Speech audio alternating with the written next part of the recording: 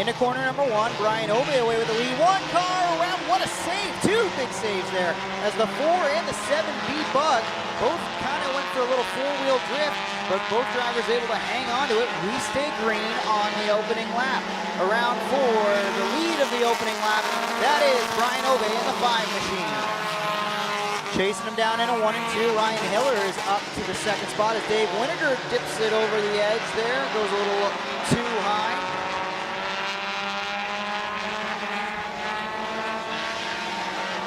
Down the front stretch they come once again, and Brian Obey is in front of Kyle Rothwell, who's trying to take over second spot. Hiller fights back on the outside. Rothwell can't keep it wound up underneath, so it's Hiller driving away with the advantage. Going to be 3 wide down the back straightaway for 4th position as Dewey DeGroot trying to make the move on Pagnotta and Hadler. Can't make it stick. They separate as halfway is displayed at the stripe.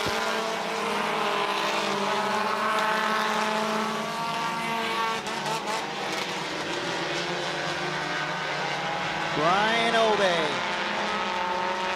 into 3 and 4, has Rothwell closing on him with 2 laps to go now.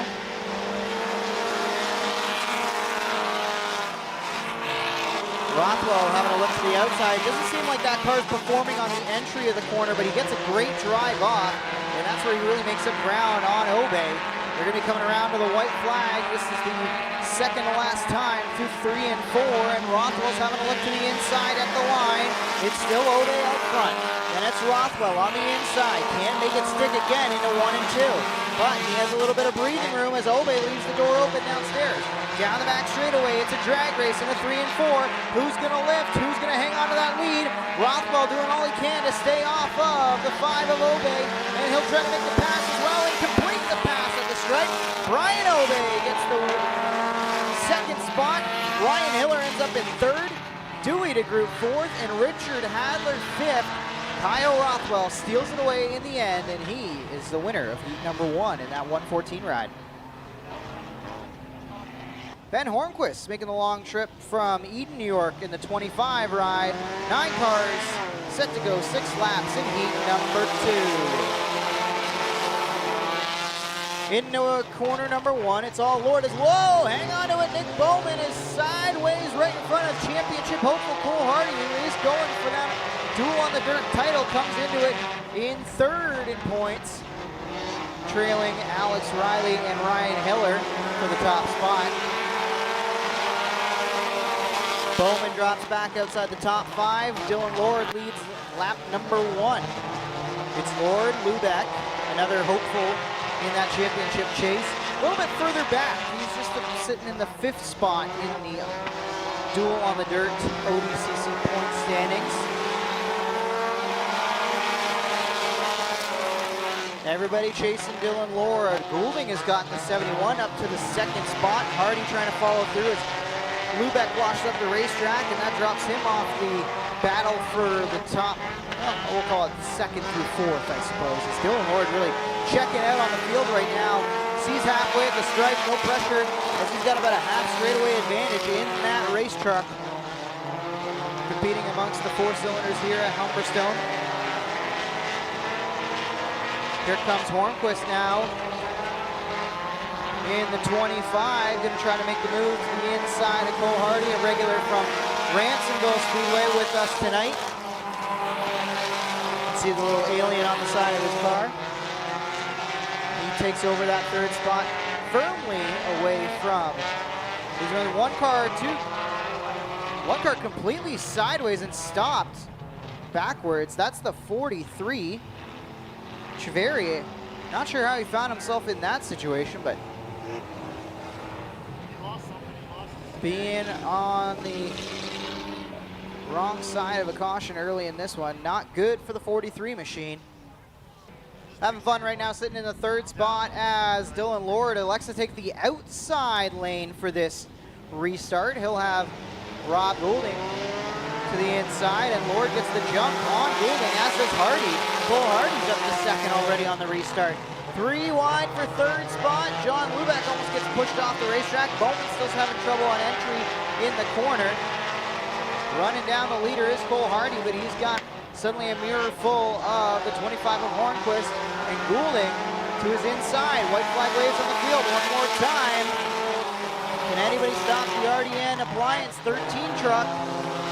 It's Lord out in front. Here comes Cole Hardy. Hardy's trying to push towards the front of the field. Great run from the outside for Hornquist. Hardy's going to give a little bump to the back bumper. Not going to move him right out of the way.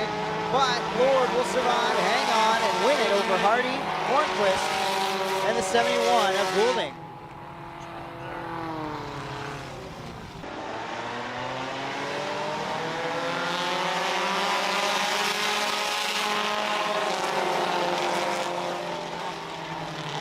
I believe there's another 14. That might be Tobias Cooper. That might be the 14C that's out there now, if I'm not mistaken. I believe Tobias was actually supposed to be in heat number 2, but he's out there now. Wild start to this one as Vlasic takes the lead at the stripe on lap number 1. We got one car around down there. Robinson is parked against the barrier. It looks like he's going to try to back it up now that the caution is out, but the field of leaders is coming around quite quickly at him, so they'll have to safely negotiate that. Green flag back in the air after some early confusion and one early caution. Good battle shaping up to the lead already on the restart. Worstrow gives a big push to Vlasic, and that's going to clear Vlasic to the lead, and here comes the 71A. Worstrow trying to have a look to the outside of the 1. Vlasic leads. Worstrow. And it's Tolton, De Silva, Marshall with a good top 5 in the Yost ride.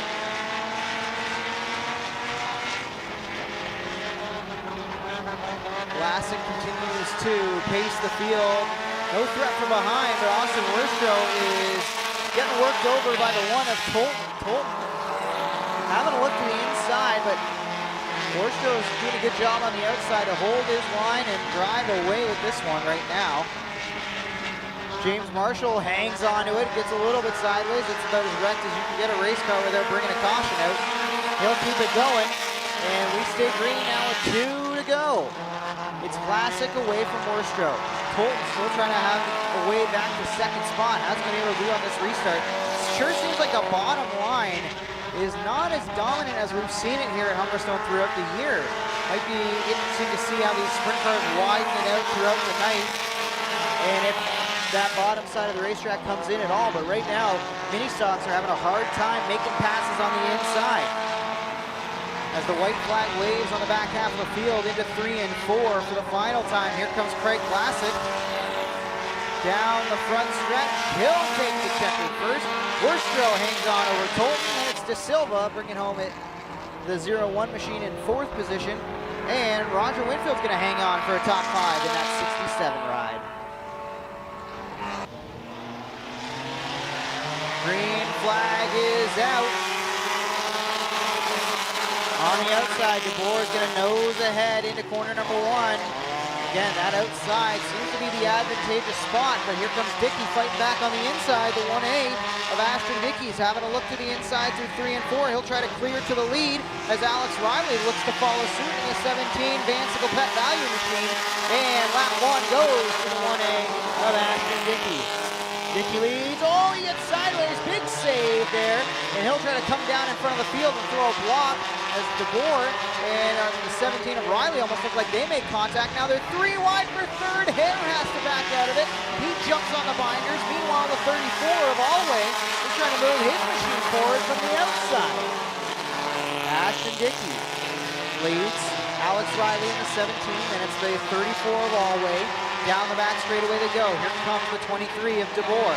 Gonna see halfway at the stripe this time for this final heat for the Bosch Car Services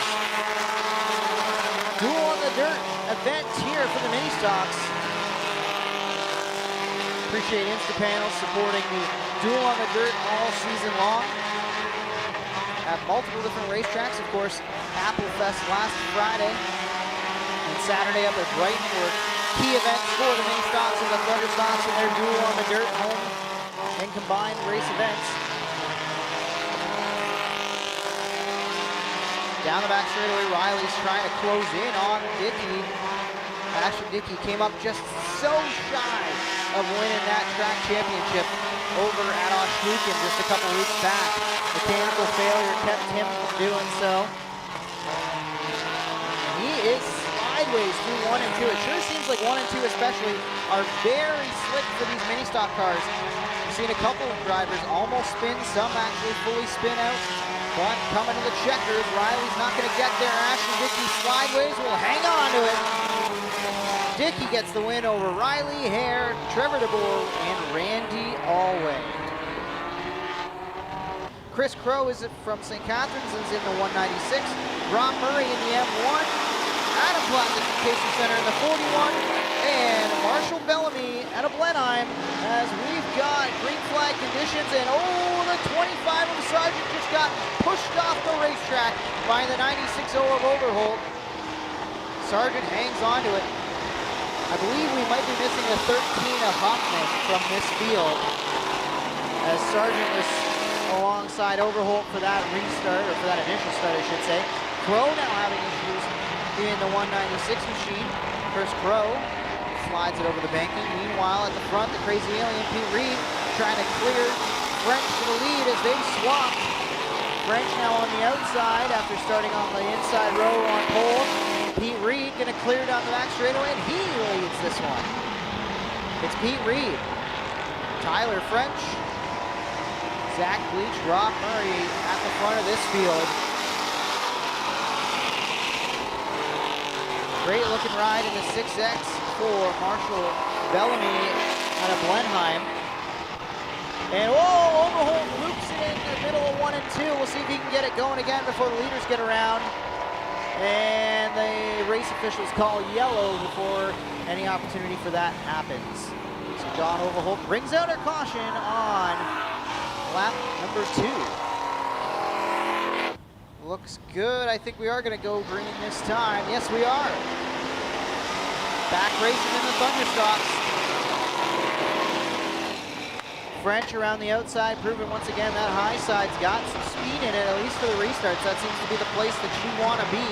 Pete Reed now on the inside in that 05 machine, trying to find his way by French, not able to do it yet. Halfway at the stripe. French. Reed.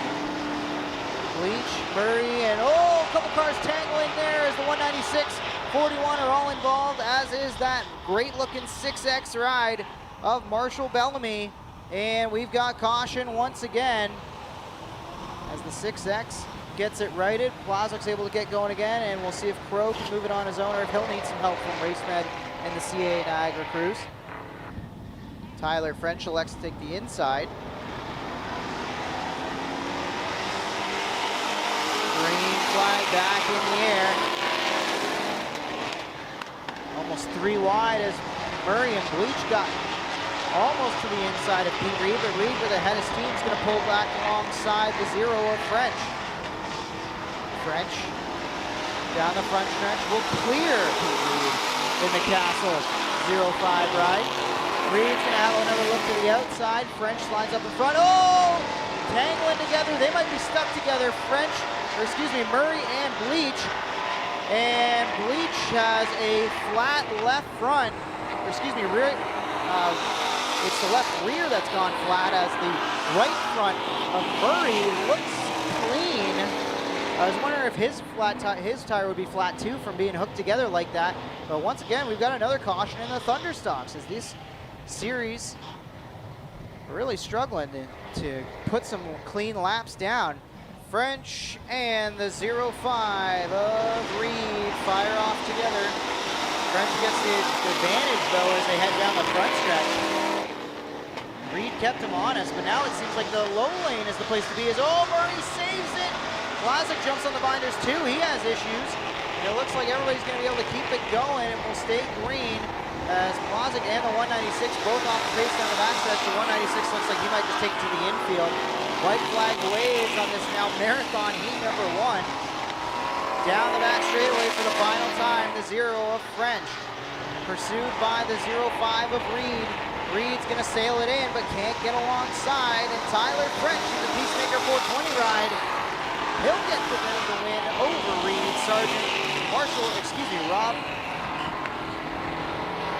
Sergeant Rob Murray and Marshall Bellamy. Bellamy able to hang on to the top 5 spot there. Murray in 4th.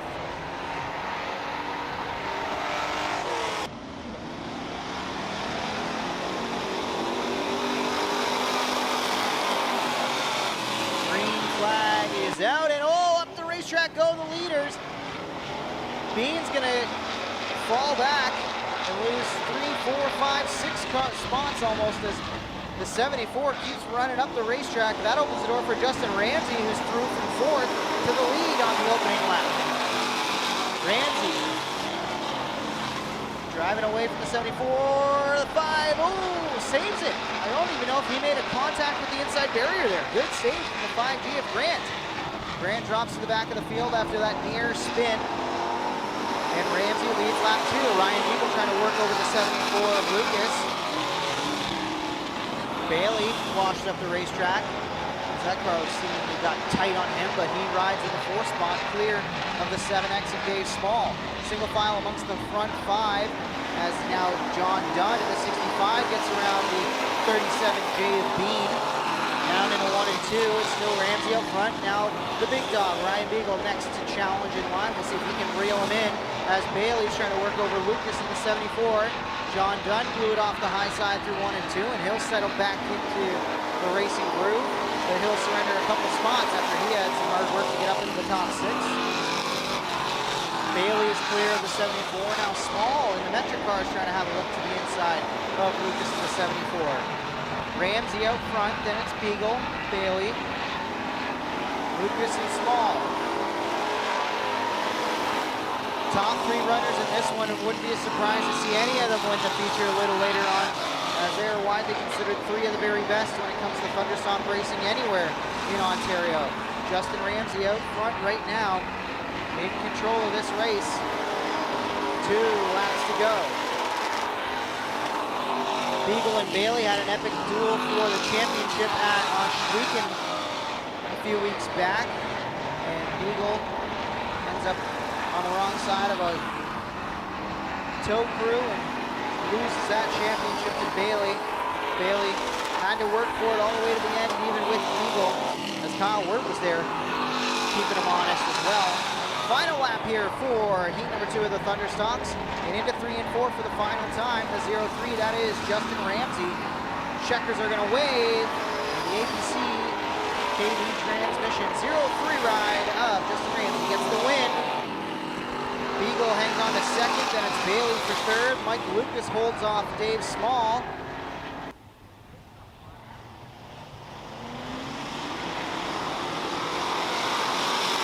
The final of 3 heats for the Thunderstomps is underway here on night 1 of the Fall Classic, and it's Dinning away with the top spot, and the 1J and Jim Lampman in the 28 have both gotten around pole sitter 43 of Andres. Now under fire for the 5th spot is Andres. He'll surrender that spot to the 26G of Gregory. Out in front, Dinning leads lap number 1. On the outside, it's Fontaine. He'll put the pedal down and drive past Jim Lampman.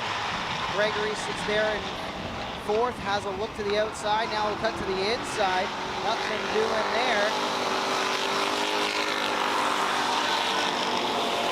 Good racing amongst the front 5 as here comes the 26G of Gregory. And 1 car around at the back of the field. That's the 43 of Andres doing circles off of turn number 2. Get it righted, we'll stay green. 92 of Paige Leno is testing the outside limits of this racetrack and riding the cushion perfectly, but it's starting to fall back into the clutches of the Go Fast Tipo 11 machine. Meanwhile, at the front, here comes the 1J. Jason Fontaine is through to the top spot. So Fontaine past Dinning. Dinning not done there. He'll try to contest from the outside, but he has to jump back on the defense now as here comes the 26G. Brock Gregory having a look to the inside, now into 3 and 4. Dinning covers off that spot. Their single file nose to tail amongst the front 3 is now up off the corner. The Sewell's Auto Napa entry for the 1J has a little bit more breathing room and is driving away from the 8 of Dinning. and 4. The 1J of Fontaine has about 3 car lengths over Ryan Dinning in the 8. Dinning playing defense for the Peacemaker 420-26G of Gregory. Good battle for the 6th spot as the 427 and People in the 11 are side by side. White flag waves on the field as Jason Fontaine firmly in control of this one. Dinning doing a great job holding off Gregory, who's going to start to put the pedal to the metal and maybe a little bit of the chrome horn action from the 26G. See if he decides to use it again. He'll look to the outside, maybe try to fake high, go low. Checkers in the air. The 1J of Fontaine wins it over the 8.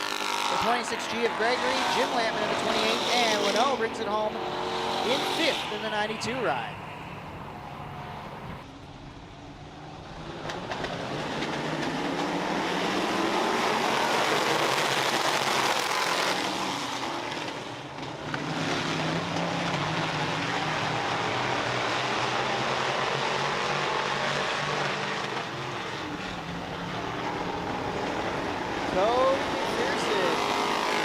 Lap number 1 after the jumbled up restart there.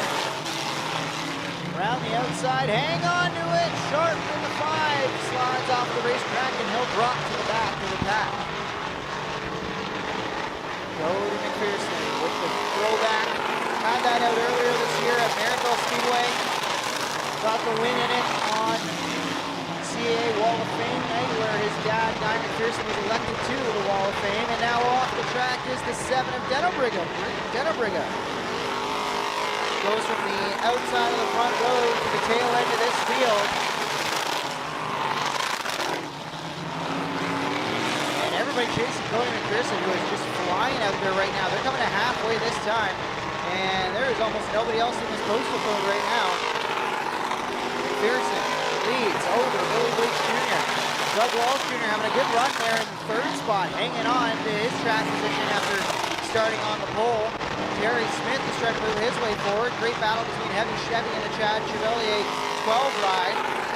And the 777 of Tyler Willard.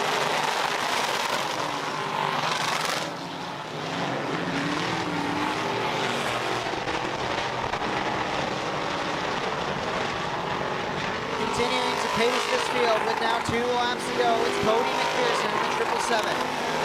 Billy Bleach Jr. rides there in the 2nd spot. Doug Walsh Jr. is 3rd. Terry Smith 4th. Tyler Willard 5th. Then it's Chad Chevalier, Matt Sharp, and Jordan Dennebriga.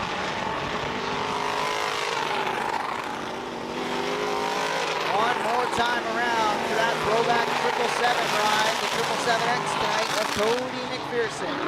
Down in the 3 and 4, he is in control of it. Heat win goes to Cody McPherson. Billy Bleach Jr. brings it home in 2nd. Good run for Doug Walsh Jr. there in the 3rd spot. Then it's the 777 of Tyler Willard. And Terry Smith rounds out your top 5.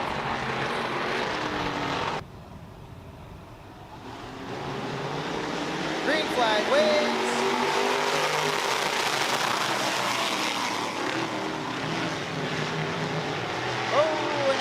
And Rouse, I believe, tangle, and it's Panante who's going to get the worst of it.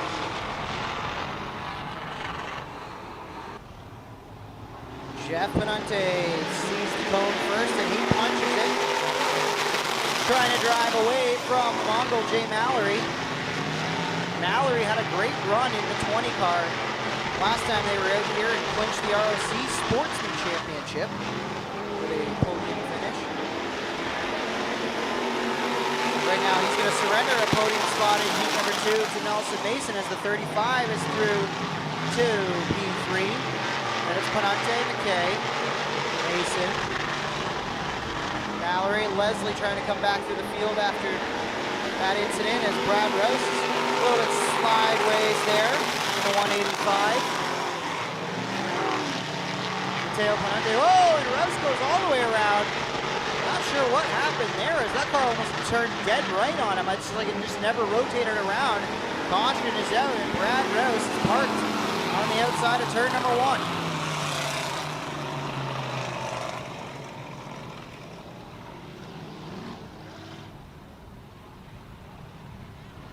Although I'm not going to lie, even though it is fall and this is a fall classic, I'm a little bit bummed.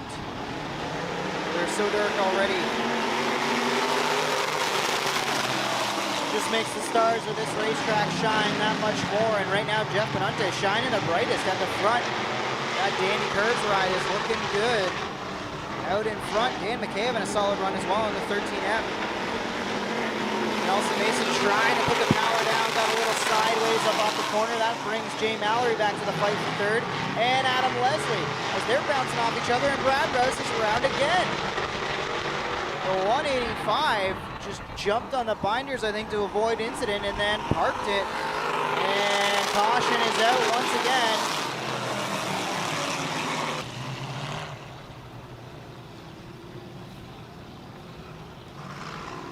Rouse not happy with Mason. Oh man, Brad Rouse just drove right in the side of Nelson Mason repeatedly.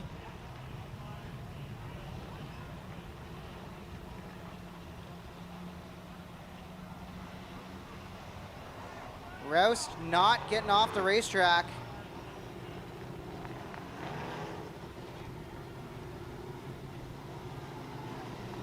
That conversation not over. It will be over on the racetrack as the 185 has been sent to the pits. Let's see if he pulls in this time. He does. I think Nelson Mason might be broke too, as he's taking it pit side as well.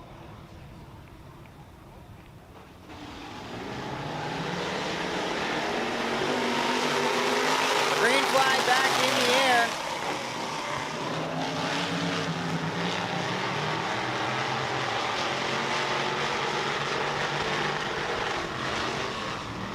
Jeff Penante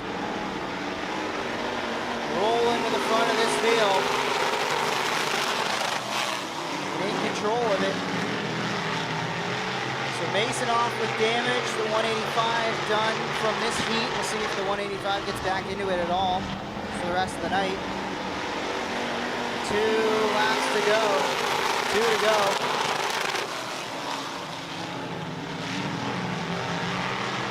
Down the back straightaway they go, the 66. Mallory, Leslie.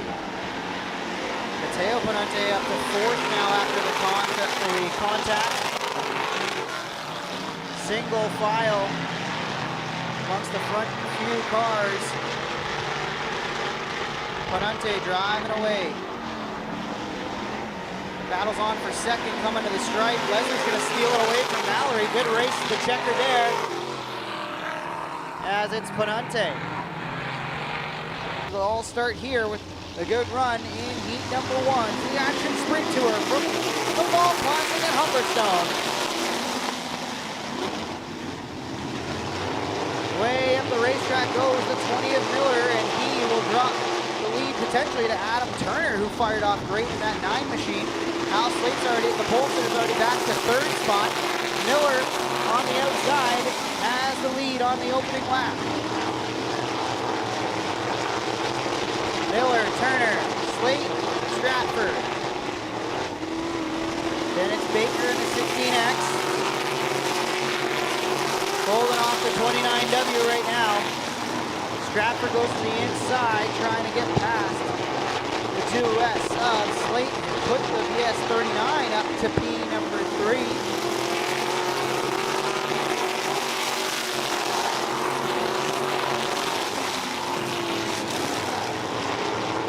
Down the back straightaway, Johnny Miller still holding on to an advantage over Adam Turner.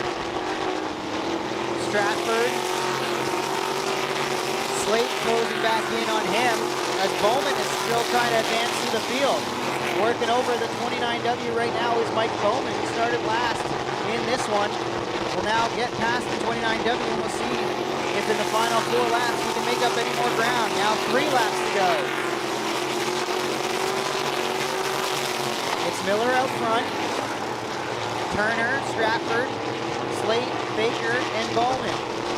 Mike Bowman came into this weekend 25 points off the lead of the Action Sprint Tour Championship.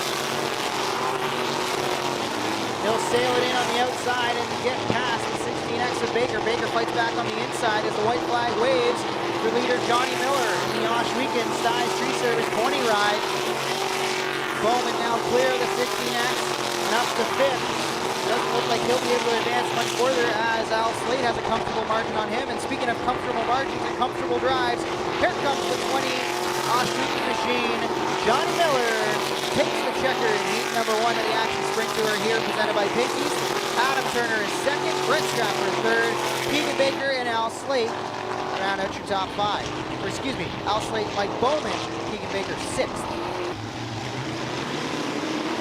Green flag in the air.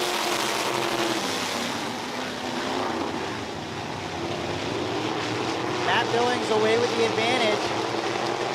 Ladasur trying to find his way forward through the traffic, with Van Every doing a good job hanging on to that second spot. And around the outside, Adrian Staley going to clear to the 3rd spot. Oh, contact further back in the pack. The 72 of Podwinski gets together there with Nanakoke, I believe, in the 9C. Nanakoke jumped it briefly into the air for a moment, but keeps it on all fours, and he gets back onto the racetrack towards the back half of the field. It's Billings right now in the 52, then it's the 77E of Van Every. Staley, Ladasur back to 4th, not able to move forward right now.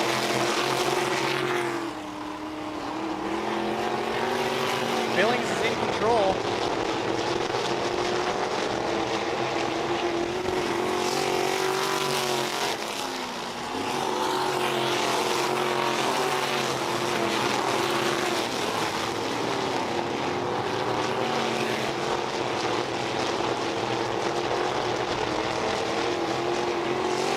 Billings in the snap-on 52, racing for Ryan Hunsinger. Trying to wrap up a championship in this Action Sprint Tour. Came in with a 17-point advantage. Come feature time, if he can pace the field like he's doing right now, he can be in strong position to wrap up the title this weekend. Final 2 events in the Action Sprint Tour, tonight and tomorrow, as part of the Fall Classic here at Humberstone. White flag waves, and it is all Matt Billings. Had a great conversation with him on the Southern Ontario Dirt Show this week. Very accomplished racer, not just in the sprints, but modified Sportsman 360s as well. And that pursuit of the Action Sprint Tour title is going to go a lot easier if he can continue to repeat an effort like that. Dominating fashion. Matt Billings takes heat number 2 over Action Van Every, Adrian Staley, Lee Ladasur, and Tanner Podwinski, your top 5.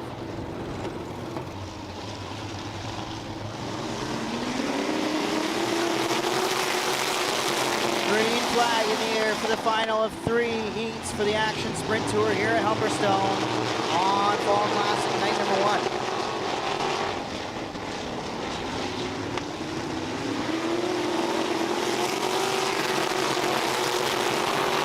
Matthew Bardier leads early, and then it's Sheldon Bender.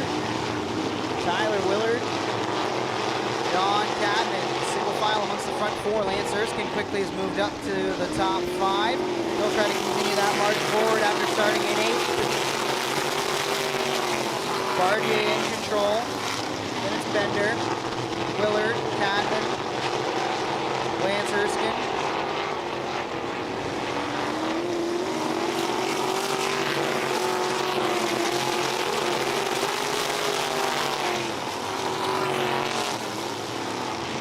Down the back straightaway, Bardier.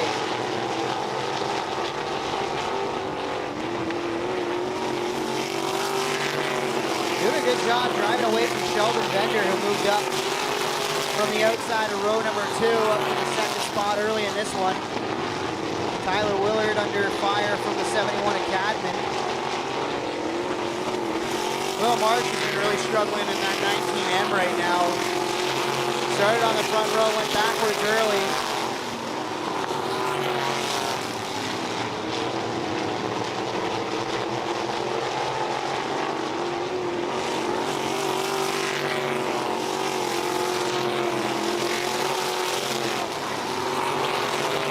Cadman working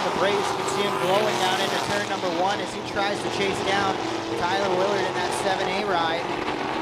Willard pulling double duty between the Sportsman and the Great Sprint tonight.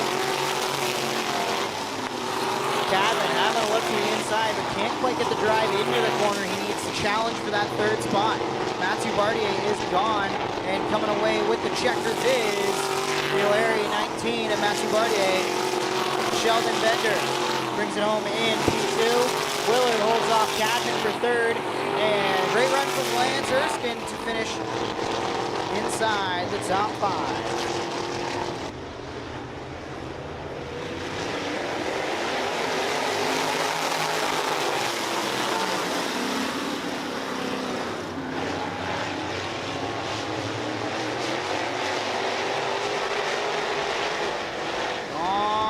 Number 1, it's all Chad Oman out front, driving away from that 3-car of Rinaldi. Nathan Rinaldi there in 3rd spot. Meanwhile, Anthony Rinaldi is moving up. 73, whoa, gets a little sideways. That opens the door for Sandercock. Battles on for the 3rd spot. Down the back straightaway they go into P3. Goes the Sandercock 57 ride. Little nudge to the back bumper there from the 73. Zankin's taking it pit side in that 94 machine already.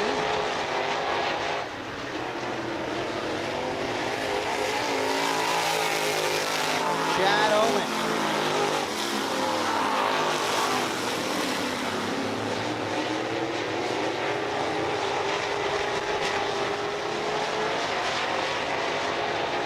Putting a whooping on him right now. That 91 laser ride of Holman is in control. Looking strong out front. Sandercock trying to close on the 3 of Rinaldi. Hasn't been able to really close up much ground. But both of those cars have driven away from Anthony Rinaldi's 73, which sits in 4th. Holman out for a Saturday night cruise with 3 laps to go in this one.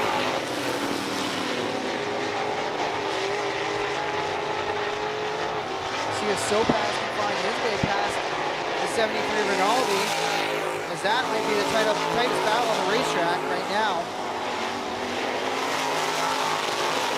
Watching the Brighton Speedway 73 ride of Anthony Rinaldi in P4. Looks like he's really struggling on exit. Can't keep the car rotating. That allows Sopas now to get to the outside. Rinaldi's going to chase it up the racetrack, see if he can stay off the side of Sopas. He does so. Sopas through to the 4th spot. As the field's going to see the checker. Oh, around goes the 73 of Rinaldi. Checkers wave, and the 91 of Holman takes the win over Nathan Rinaldi, Charlie Sandercock. Kyle Sopas going to bring it around to see the checkered in yellow and finish in the 4th spot. And Joe Brasso ends up with the final spot inside the top 5.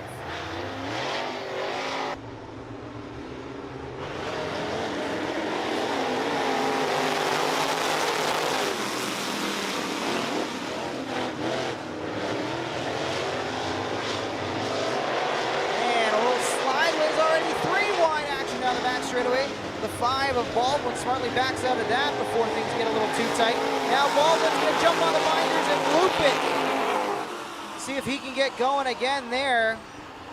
Caution is out on the opening lap of heat number 2 of the late models.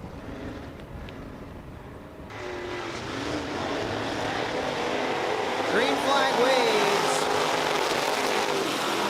Lettingham in control of the restart. Good start from the Port Colborne native out in front of this one.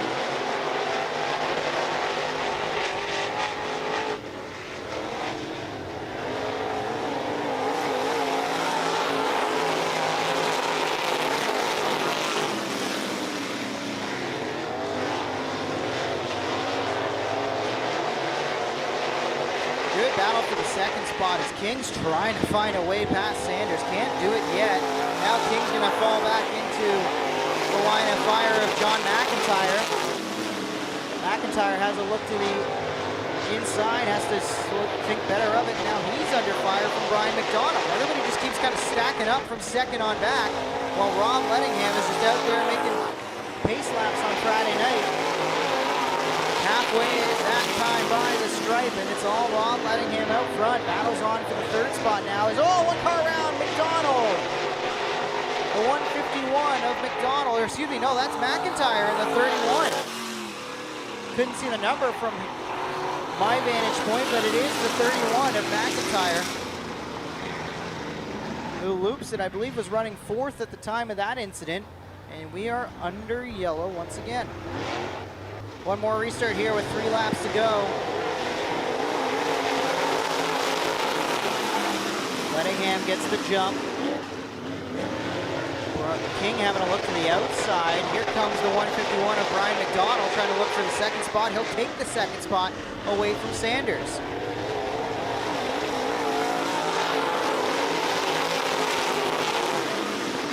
Rob Lettingham sees 2 to go, and he is driving away once again, but a good battle from the second on back as McDonald's making it work on the outside, as is King, but fighting on the inside there is Rich Sanders, and here comes the 5 of Steve Baldwin to enter the chat.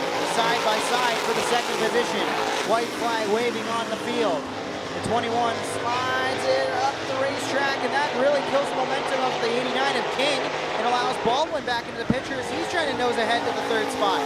John McIntyre also fighting to get back forward. Rob Lettingham gets the win. Brian McDonald, Steve Baldwin, Rich Sanders, Austin King, and John McIntyre round out a great battle from second on back in this one. Good racing there from the late models.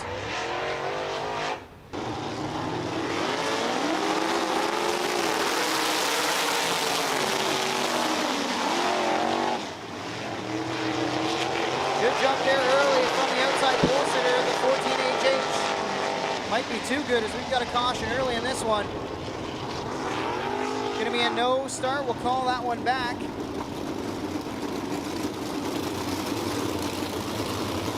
Reset the field there.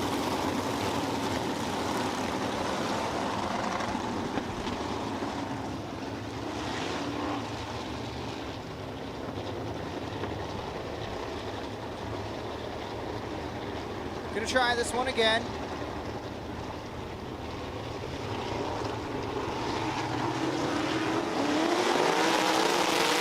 Better start there from the 0 of Glenn Stiers. He clears Hoopinen down into corner number 1. Here comes the 3M ride of Darren Dryden up to second, from the 3rd spot. Ryan Turner trying to follow suit on the bottom side. Jim Hoopinen around the outside in that 14HH.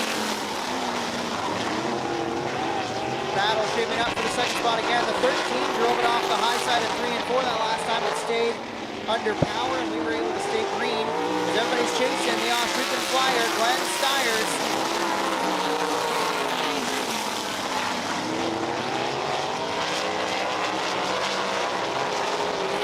Dryden still has not been able to get around that 14HH ride of Jim Hoopinen. 14H is still in control of the second spot.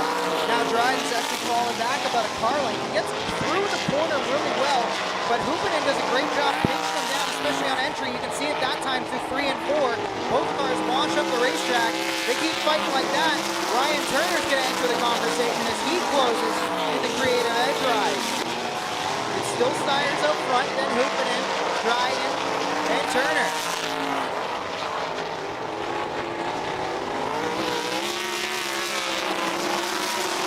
Stiers leads with now 3 laps to go.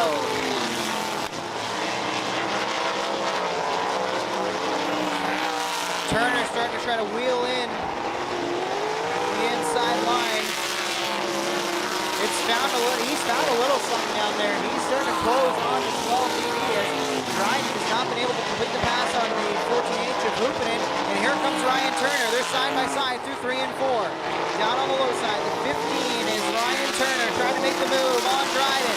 White flag waves. He's got 1 lap to get it done. Here comes Stiers. Down the back straightaway with about a half a car length, or excuse me, half a straightaway advantage on Hoopinen. He'll just tiptoe it through 3 and 4, and Glenn Stiers picks up the heat win over Hoopinen, Ryan Turner, and Darren Dryden.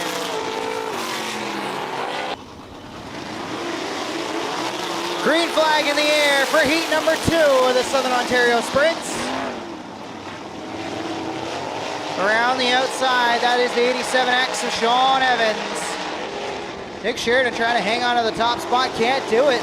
And here comes Dylan Westbrook in the 47X, shot out of a cannon up on the bottom side of the racetrack. He'll take over the second spot as Sheridan fighting for traction up off the corner. Just can't get the drive off. He needs to contend with those top two right now as the Scotland duo are out front. The 87X Instapanels installation ride for Sean Evans and Dylan Westbrook. Not really reeling him in just yet. We'll see if a little bit of clean air in front will help that 47X, although the ultimate clean air is for that lead car, the 87X of Sean Evans. Trying to move through the field right now is Todd Hoddick. He's working over the Aaron Turkey machine, who's back to 6th and now will fall back to 7th. He'll fight back on the outside though and retake that position as they fight through 3 and 4. Down the back straightaway, it's the 87X still in control over Dylan Westbrook's 47X. Nick Sheridan, Mitch Brown. On the outside, Aaron Turkey and the 94 of Hoddick still dueling over the 6th spot.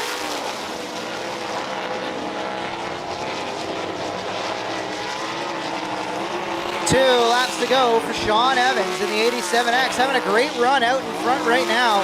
Leading team car, the 47X of Westbrook, by almost a full straightaway advantage right now, as these cars are flying around the racetrack. White flag waves on heat number 2 of the Southern Ontario Sprints. The Nitro 54 True North Bet machine for Dylan Westbrook rides comfortably in second. No pressure from behind, not able to advance forward. Sean Evans gets it done. He'll take the checkers first. Then it's Dylan Westbrook, Nick Sheridan, Mitch Brown, and bringing it home in the 5th spot, Dale Curran in the 70. Great run for that ride. Good battle right to the end between Aaron Turkey and Todd Hoddick. The Turkey coming out on top.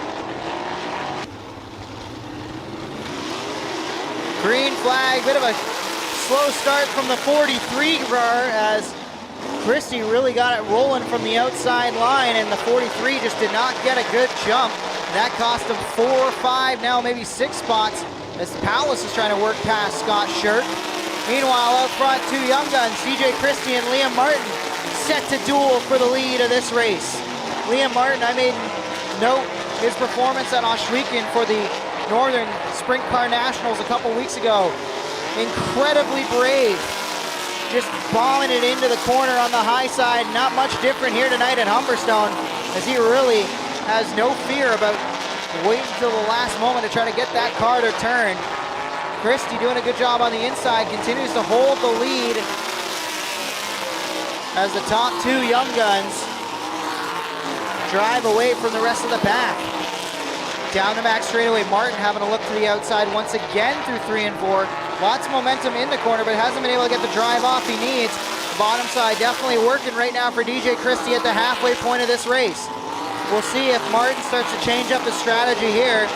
Seems to continue to run the high side of the racetrack, while Christie sacrifices a little bit on the entry of the corner, but makes it up in a big way as, whoa, sideways out of, or into corner number 1 was the 9 car of Liam Martin. Great drive from both of these young drivers at the front of the field as they're driving away from Matt Farnham, who rides in 3rd. Chris Jones is 4th. 2 laps to go, and Martin is all over the backside of Christie. Into 3 and 4. Martin now pulls even alongside. Christie's gonna have to do everything he can to fight him off on this final lap. Liam Martin loses about a car length that time through 1 and 2, but he's better in 3 and 4 anyways. He'll sail it in around the outside. Can he make it stick on the high side? Down low, Christie gets it done. Great race between DJ Christie and Liam Martin. Those two, your top 2 over Matt Farnham, Chris Jones. Alan Downey brings home the Turner ride in the 5th spot. And then it's Tyler Palace and Scott Shirk.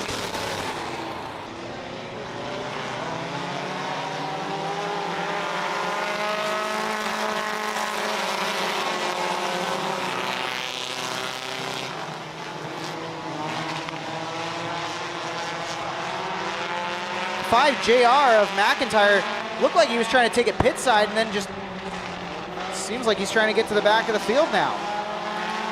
keep an eye on that 5 car. Looks like he'll hang on to it there as things are getting a little bit wild at the back of the pack. Up at the front, it's all Fabio Oliveri right now leading Winiger. Then the 4S of Sauter rides in the 3rd spot, followed by another 4 car, Mason Anderson, who's right on the back bumper of Sauter. Anderson trying to make the move on Sauter while Sierra Cuse reels in the front 4. She's looking to make the A main tonight. Remember, 4 cars of the, I believe, 12, as we were missing Ben Hornquist and the Dylan Lord truck that were originally slated to be a part of this one. Oliveri in the 16 Kubota ride, still out in front. Great battle for that final transfer setting up here as Anderson has passed Sauter, but now Sauter comes back on him, trying to take the 3rd spot away. James Marshall goes around in 1 and 2 in that 0 car, and the caution is out.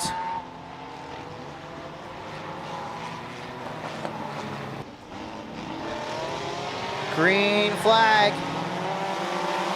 Pagnotta with a great jump, and he's up inside a transfer position after a bold move on the restart. Splits the 4 cars, and now who's going to be in that 4th spot? Here comes Sierra Cuse. She'll try to get up inside the top 4 and make this A main.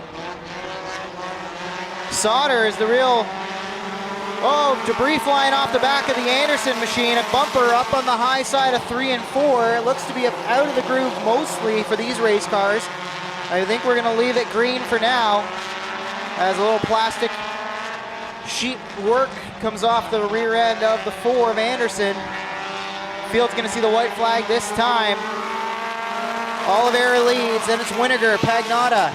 Oh, contact there. Anderson into the back of the Too Easy of Pagnotta. They almost took each other out of transferring into this one.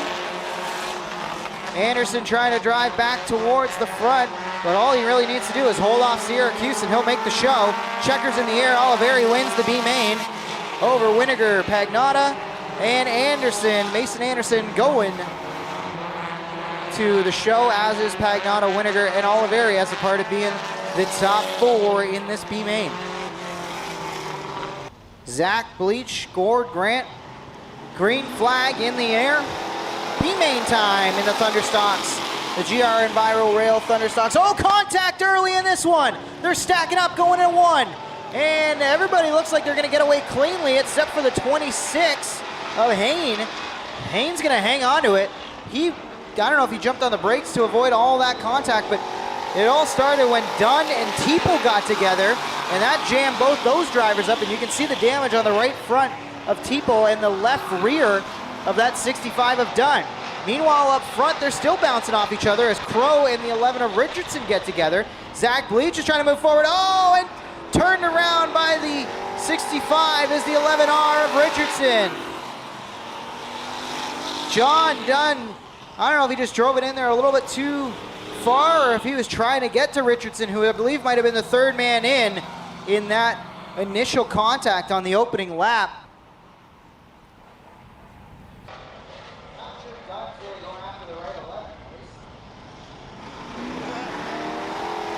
Should be one of the ones who he's angry with. Oh, it's another scrambled restart there as Chris Crow just did not get going, and he made contact with Kyle Andrus in the 43 car. Meanwhile, Gord Grant's sideways up off of 2. Scrambles in the Thunderstocks with again, and Crow is around on the back straightaway. He goes up and over the banking. We'll see if he can get it going again or if he'll feel the heel of the yellow flag. No caution yet. Crow is out on the high side. Looks like he shut the race car off as I saw the green neon light go out on the Chris Crow ride. Halfway through, and it's all Zach Bleach at the front. Bleach, Teeple,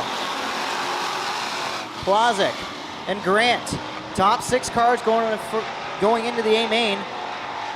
Top 5 are all single file, and now the 6th spot is being contested by Richardson, Dunn, Andrus, and the 26 of Hain. We'll keep an eye on that battle as Zach Bleach continues to pace the field with 3 laps to go. Andrus is all over the back of the 65 of Dunn, giving him a shove through 1 and 2. Dunn's trying to get to the outside of Richardson. Richardson down low. 2 laps to go at the stripe for Zach Bleach.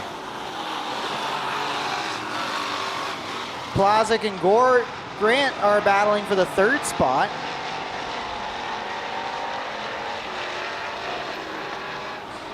On the outside, trying to have a look for that 6th spot is John Dunn, and caution is out as Hain gets stalled on the high side of 2. It was perfectly in my blind spot up there. And he'll feel the heel of the yellow flag, Church, and get rolling once again. And we're going to have, I believe, either 1 lap or possibly 2 lap shootout here to settle it. We'll see how the scorers score this one. Zach Bleach leads. Go Fast People, Gord Grant, Adam Plazik, Robbie Disher, and John Dunn. Correction, I think it's actually Scott Dunn. We've got a little discrepancy between the transponder and what we've had on my race pass. We'll get confirmation on who's exactly in the 65, because right now they are in the show. White flag waves on the field. Final transfer spot currently held by the 17 of Robbie Disher. Field stacking up from 3rd on back. Zach Bleach leads into 3 and 4 for the final time. It's Bleach, Teeple, Grant, Dunn, Plazik, and Disher, who are all going to be going to the show as they transfer as the top 6 of this one. This is how they're going to roll in the B-Main of the Action Sprint Tour. Andrew Hennessy in the 87 starts from pole out of Picton, and then it's Trayton Lapsevich in the 20L. Jeremy May starts 3rd in the 11W. Green flag drops. Also in the field, Will Marsh is in the 19M, going backwards right now on this start. Meanwhile, Tyler Ward, who was on the inside of row number 3, is already up to P3, picking up 2 spots on the initial start of this one. Nanacoke runs the number 9C in the 6th spot, where he started this one, and out back, the 14B, that's Broden Weiler out of Simcoe. 6 cars going to be advancing in this one. 12 laps the distance for the B feature. Surprised to see Andrew Hennessy in this one. He has put together a pretty nice little end of the summer. Found some speed and some victories in that 87 machine. Right now he's under fire from the Pinty's champ. Here comes Trayton Lapsevich around the outside. That 20 Oshweekend ride. Trading in the full fender life for sprint cars now that the NASCAR Pinty Series season has wrapped up. And why not keep the Pinty's racing rolling in the Action Sprint Tour presented by Pinty's, the National Tour. 2 final nights for that tour before we crown a champion. But these drivers racing to be in the show coming up in a couple sessions from now.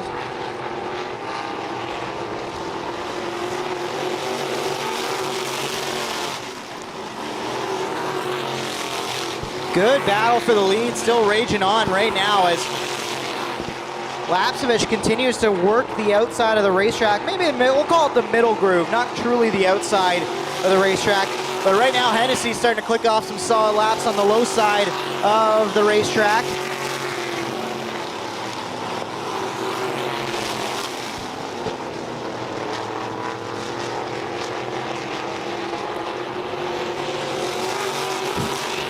Hennessy's starting to open up a little bit of distance over Lapsevich. Those two have really gotten away from the rest of the field here.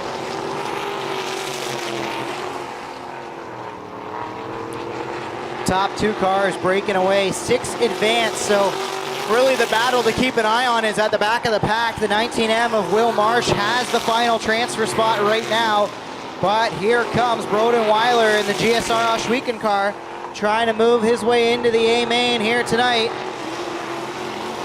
2 laps to go now.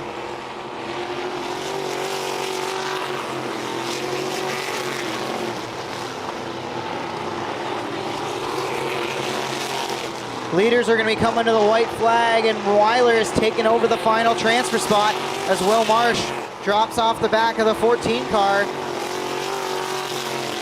And it's going to be Marsh, who started 4th, who's now in danger of going home tonight as the white flag waves. Going to take an epic lap here or a big mistake from Weiler for Marsh to make it on. Checkers wave on Hennessy, who wins the B main over Trayton Lapsevich. Then it's Tyler Ward, Jeremy Hughes, Brian Nanakoke, and Broden Weiler's gonna make the show.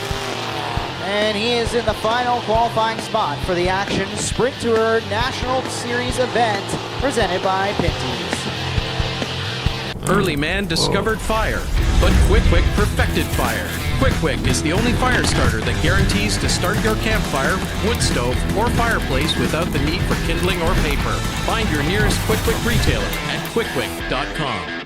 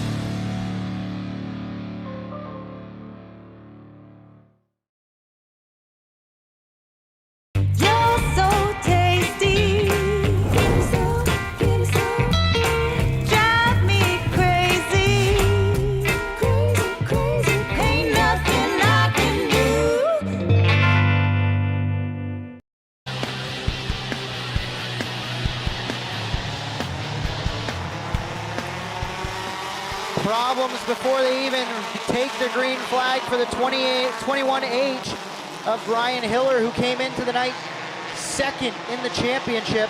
And I believe that means that if Alex Riley can just finish this race, he will earn enough points to be your duel on the dirt champion.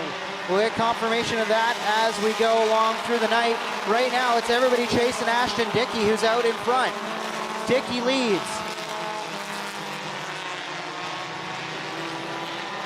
Dickey under fire from the other one car in the field. That is the one of Jason Tolton. Meanwhile, Riley's up to third, now clearing Cole Hardy's 7C machine, as we've got sparks flying as top 5 cars on back, well, excuse me, I guess 5th on back, I should say, all battling in close quarters racing. John Lubeck goes up off the racetrack. He drops a couple spots there. Last time down the front stretch, it was Cole Hardy leaning on, I believe, Goulding. And it might have been Worstrow that was involved in that one as well, as these mini stocks are racing 3 wide from about the 10th position on back. And oh, round goes Rothwell. Oh, he saved it. What a save from the 114. Everybody scrambles behind him. We stay green for now, but that got crazy real quick. That again, that battle happening from about 7th position on back. That's where Cole Hardy was scored last lap. I believe he's going to lose a couple positions after that contact with Rothwell. Meanwhile, Rothwell storming back on the outside. He'll get back in line. No, he'll keep battling on the outside. Tight racing from the back half of the top 10. Meanwhile, up at the front, we've got a battle for the lead. Here comes the 1A. And the one of Tolton settling this top spot between themselves. On the inside, Ashton Dickey fighting for grip. You can see the car get a little sideways. Meanwhile, the outside starting to come back to Jason Tolton. They're still side by side for the top spot. It's Tolton challenging for that lead spot. Riley runs in third. Worstrow trying to move his way around the Riley machine. Goulding is 5th, Vlasic is 6th. Then it's Obey 7th in the 5 car. Wade Thorne is in the 84. Excuse me, I believe that's actually Colton Everingham piloting the 84 tonight. Typically we do see Wade Thorne in that car, but I think they went with a driver switch, at least based on the notes that I've been given. Still Ashton Dickey leading with 17 laps to go in this 25 lap feature to settle the duel on the dirt.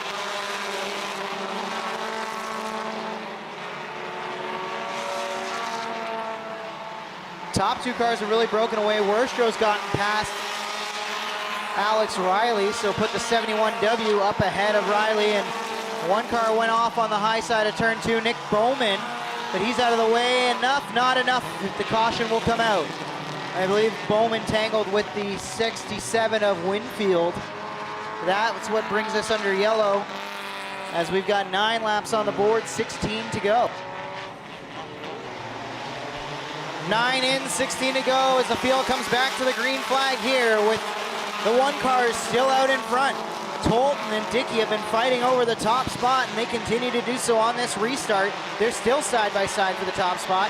Meanwhile, it's Worstrow and Riley side by side for third.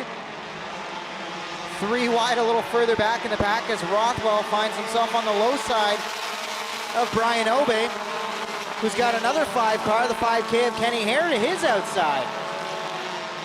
Now we'll change for the top spot. Oh, 1 car around, the 2 easy tags. A couple other cars involved. Oh, and Bowman just drives right into the Pagnotta machine. Caution not out yet. Now it is. Fabio Oliveira, the other car that's parked down there on the inside of turn number 2.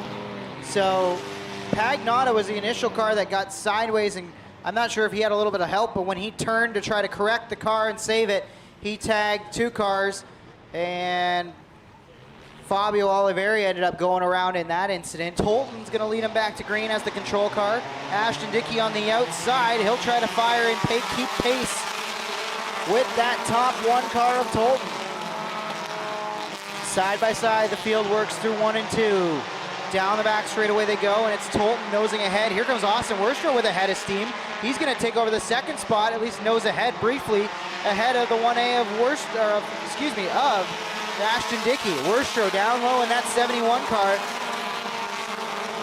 Seems to have quite a bit of speed, and he's going to get into the mix, and maybe a little love tap to the inside corner of the 1 of Tolton. That moves him up out of the groove just enough for now Worstrow to move alongside and try to take the lead at the halfway point of this one. Coming to the stripe, it is the 71 Fix Auto ride of Austin Worstrow, who is now out in front.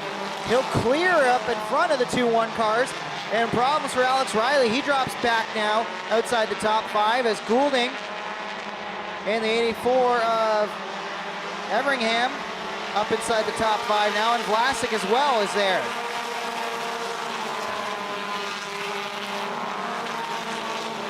Austin Worstrow leads. Problems for the 17 of Alex Riley. He seems to be really slowing down. As Randy always all over the backside of him, and so is Brian Obey. Might have gotten the message maybe that he doesn't need to run anymore, as the 21 of Hiller, who is next in line to take the crown,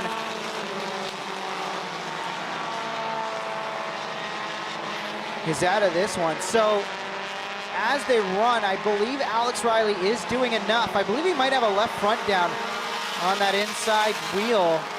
Hard to tell as he comes down the front stretch here, but it does seem like there might be something going wrong with that 17 car. We'll keep an eye on it as Riley still continues to pace towards the back of the field. Meanwhile, at the front of the field, we'll keep an eye on the battle for the win here as we're coming down to 8 laps to go.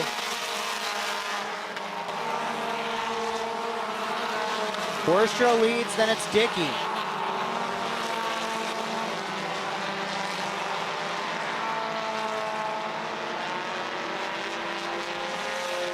Tolton rides in 3rd. Everingham is in the 4th spot. Goulding up to 5th. Vlasic is 6th. Cole Hardy 7th in the 7C. Then it's the Ken Hare the Ken Hare 5K. He's got the 5 of Obey all over the backside of him.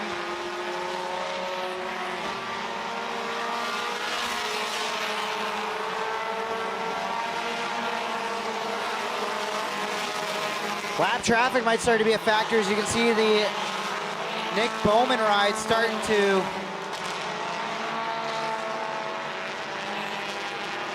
get in front of our leaders here with 5 laps to go.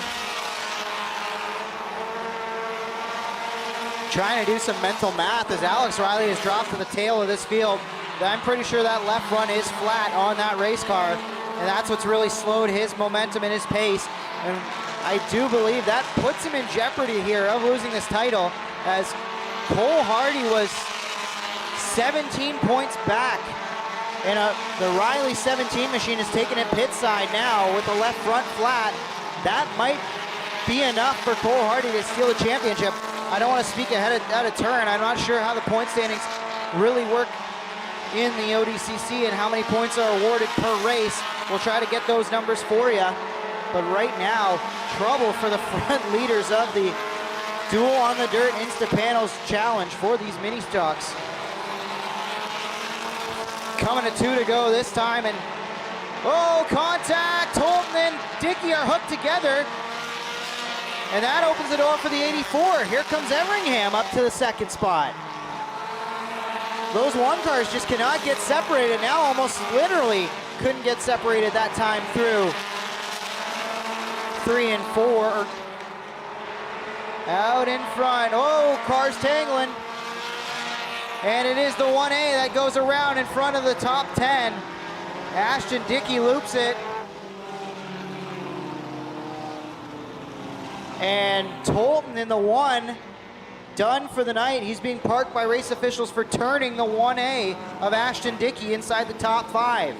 So a great run for Tolton goes away, as I don't believe that Dickey meant to get hooked together with him when those two collided a lap or two before, but either way, that will shake things up. 2 laps to go to settle it here on a Friday night in the Fall Classic. Austin Worstrow, Everingham, Goulding, Vlasic, and Hardy. Cole Hardy get a poor restart there, and Brian Obey starting to close in on him. Kenny Hare is going to move on Randy Allway done. White flag waves in Austin Worcester, who got a great start and has not been threatened on this restart at all. Everingham's trying to get there on this final lap and is closing out of 2. Down the back straightaway, less than half a car length separate the top 2 race cars into the final set of corners. Everingham's gonna have a look. He'll try to make it stick through the middle of the corner, can't do it. Austin Worstrow is gonna take the checkers over Everingham, Goulding, Vlasic, and Hardy. Great run from Cole Hardy. We will see if we can find out who is the champion of the Insta-Panels Duel on the Dirt for you. Working to get unbuckled, give a call to Austin Worstrow. A great run, a great drive, and wrapping up a great night on the opening night here at the Fall Classic. Austin, talk to us about your drive tonight. Patient early in this one, and then once you got out in front, you really drove away with it. Yeah, I started back at 12th, and I knew it was going to be a tough drive. Tried to conserve tires a bit with dry track, but once I felt it was time to go. Then the caution helped me, and not the one at the end, but... 2-lap shootout is always hard, but you held them off. Congratulations. Who do you got to thank for a great drive here tonight? Everyone, Fix Auto St. Catharines, my parents, my girlfriend, Exclusive Imprint, T-Max Bar and Grill, Auto Value Hyundai, Pet Value, Vansicle, and Johnny's Moving. Congratulations. There's Austin Worstrow, winner on night 1 for the mini stocks here at Humberstone. Up next, the GR Enviro Rail Thunder Stocks. Ken Sargent and Ryan Beagle gonna lead them to green in the GR Enviro Rail Street Stocks, who are set to go 30 laps here tonight. The flag is up, pedals are down, away we go in the Thunder Stocks as they work into corner number 1. 3 wide already for the 3rd spot as Beagle falls from the outside back into the clutches of French and Bailey, who are trying to make things work in the low side and the middle groove. Everybody chasing Ken Sargent as he is the Pied Piper out front of the Peters Piper Pub. 25 machine now, oh, sideways up off the corner, and Bailey tagged the 0 machine, and the rear end is hanging off of that 0 car, just the rear bumper. A little bit of debris potentially could be an issue for that 0 car. See if Bailey can give him a hand and maybe knock it off for him. Battles for the lead now as Sargent can't get out of corner number 2 all that good, and now he's getting swallowed up from both sides. Beagle on the outside, trying to take the lead. Down on the inside, great run there from the 26G of Gregory. Brock Gregory dueling with Sargent. 3 wide down the back straightaway, and Sargent bails out of it. Now it's a 2-car race at the front for the lead of this one. Beagle still fighting on the outside in the Ackland Insurance APC 84RK. To the inside, the Peacemaker 420 of Brock Gregory doing a great job there. French with that rear bumper still dangling off, sits in 4th spot.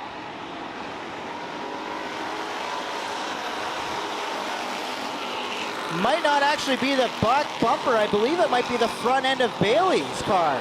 So what's tangled and dangling there is actually the Brewster Baker 49's front end. You can see it as it comes down the front stretch here. The whole front nose has been ripped off and for whatever reason has gotten stuck in the 0 car. And oh, Pete Reed puts it in the wall. Pete Reed in the 05 hammered the wall down the front stretch, and I think he's got serious issues as he has not been able to make the turn, and I believe that might bring out a caution. We'll see. He did drive very far off the racetrack there, but Pete Reed, I'm not sure if he got squeezed or if he ran out of room. Either way, caution is now out on the racetrack for Pete Reed's stalled vehicle in the middle of 1 and 2, way on the outside of this racetrack, with 23 still on the board here. Green flag back in the air, and it's Beagle with a great jump. Nosing ahead, but Gregory fights back on the outside. Here comes Brock Gregory with a head of steam, and he's getting a little bit of help as briefly to the inside was Bailey. You got to figure Bailey's got to be careful with that lack of body work at the front. Don't want to damage the race car any more than it already is, especially because I believe you can see the radiator out front kind of exposed there. There is a bumper bar in front of it, but I believe things are going to get interesting at the front of this field with that damage to Bailey. Pete Reed gets back on the racetrack, but he's way at the back of this one, and he'll have some catching up to do. Rob Murray's entered the chat. Oh, problems. Piece of debris on the front stretch here off of the 25 car of Sargent. That brings us under yellow once again as he had contact, and I believe he's got a pretty shredded up left rear tire on that 25 ride. So Sargent's got issues. That might be the whole wheel that's coming off. Yes, it is. Green flag back in the air.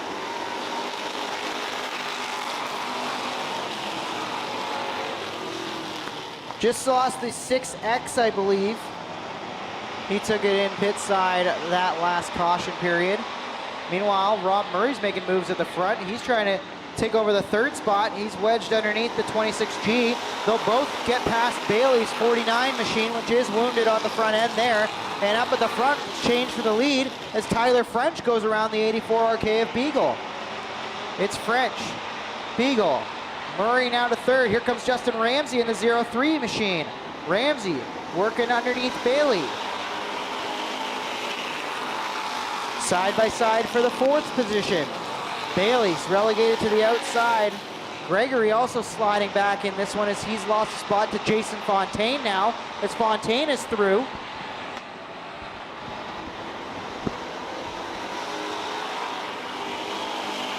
Bailey into the wall there as he gets squeezed by Ramsey, and Ramsey's going to try to go up the racetrack there and make a run at Murray, and here comes Fontaine as Fontaine gets past Bailey as well.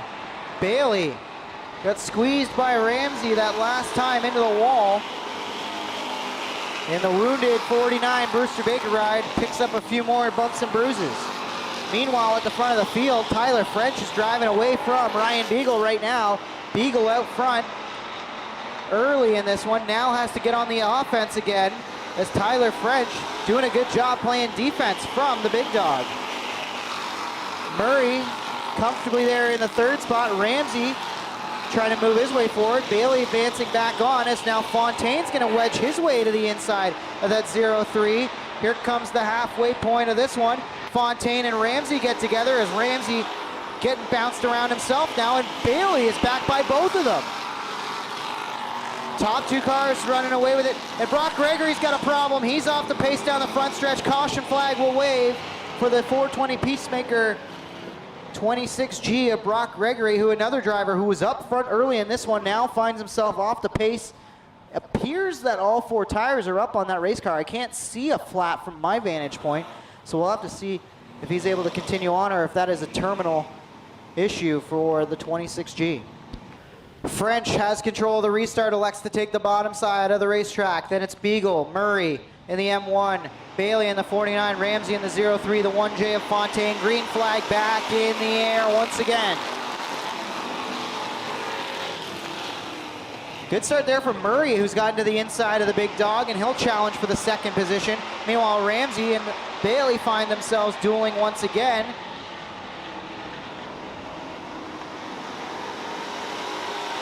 Tyler French still continues to lead. Oh, one car into the wall, hard on the outside of 3 and 4. Teeples come to a rest after colliding with the barrier on the exit of 4. That car did not turn off the corner. It might be a mechanical failure on the 11 that forced that, but yet again, we've got caution now with 14 to go. Green flag back in the air. It's a great start from French, and he's clear of Beagle, but Beagle's gonna get a run on the outside. He'll try to keep pace, can't do it. 3 wide for third. Here comes the 03 of Ramsey on the inside. He'll get past both Bailey and Murray. Now they'll fight back on the outside, try to stay alongside the 03. Can't do it. Ramsey is up. Oh, hard contact. 2-1 cars getting together. More cars stacking up. Jim Lampman is around. More cars piling in. This could be a big, big one. Caution is out. And that got started with the M1 of Murray, who just got a little too high, got sucked into the outside wall, bounced off of it down into Fontaine, who had nowhere to go. They started stacking up. Jim Lampman went around and collected a couple other cars, and it's chaos inside the top 10. Green flag back in the air.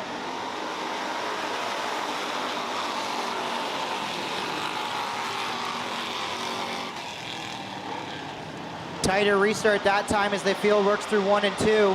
Ramsey and Beagle working each other over. Oh, and Plazik jumps onto the racetrack right in front of the leaders. That could have been huge. Thankfully, nobody gets stacked up yet, but that lap car of Plazik is still in the way of this one as French tries to slam the door on Ramsey, but he's got a foot inside of it. Ramsey peeking to the inside once again, using the chrome horn to try to loosen up that 0 car. Beagle's got issues. He might have a broken rear end, it looks like. Problems for Ryan Beagle. He's off the track now. One of the favorites in this class has got issues again, as he broke, I believe, the left rear. It might be just a flat, or the suspension might be down. The way that car is down, I think it's suspension related. The 0 of Tyler French is your leader. Ramsey is second, and Pete Reed now up to third. The 05 making a miracle comeback. The crazy alien, can you believe it? With 10 to go, now coming to 9 to go, can Pete Reed pull off the incredible comeback? Zach Bleach was in the B main just a couple laps ago. The 427, he just drove back onto the racetrack, and he almost gets involved in front of the leaders there. Hold your breath, folks, as this has been nothing short of dramatic for the Thunderstocks here tonight. French now with a little bit of breathing room as here comes the 05 past the 03. Reed with Ramsey working back to the outside. They're continuing to battle for the second spot. Tyler French says, I love it. Keep dueling, boys. I will drive away happily out front with minimal lap traffic, but every time I say that, a new car appears in front of this lead bunch. It's French away from Reed, Ramsey. Then the 108 of Zach Bleach, and Bailey is 5th in the 49. The 8 car, that's Ryan Dinning, rides in 6th. Dave Small in the 7X rides in 7th spot. Then it's Mike Lucas. Brock Gregory's trying to move his way back up inside the top 10, as is Jason Fontaine, who runs 10th right now. 5 laps to go this time as the leaders see the stripe. The advantage at the line is just under a second for Tyler French. Down the back straightaway he goes, driving off from the Crazy Alien, and Pete Reed right now looks like he'll come up one spot short of a miraculous comeback in what has been a topsy-turvy Thunderstock event at Humberstone on the Fall Classic night number 1. French picks up another 10th on Reed. And assuming we don't get another restart here, this is French's race to lose. Battle shaping up for the 4th spot on the racetrack as Bailey's making a charge to the outside of Zach Bleach, trying to move his way forward in the 49 ride. Around the outside, going the long way around.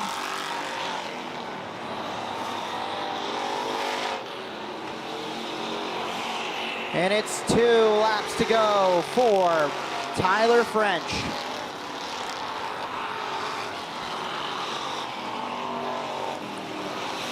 French in the Peacemaker 420 zero ride. Made the long trek down from Belleville, and he's gonna make it worthwhile tonight as he leads on the final lap now.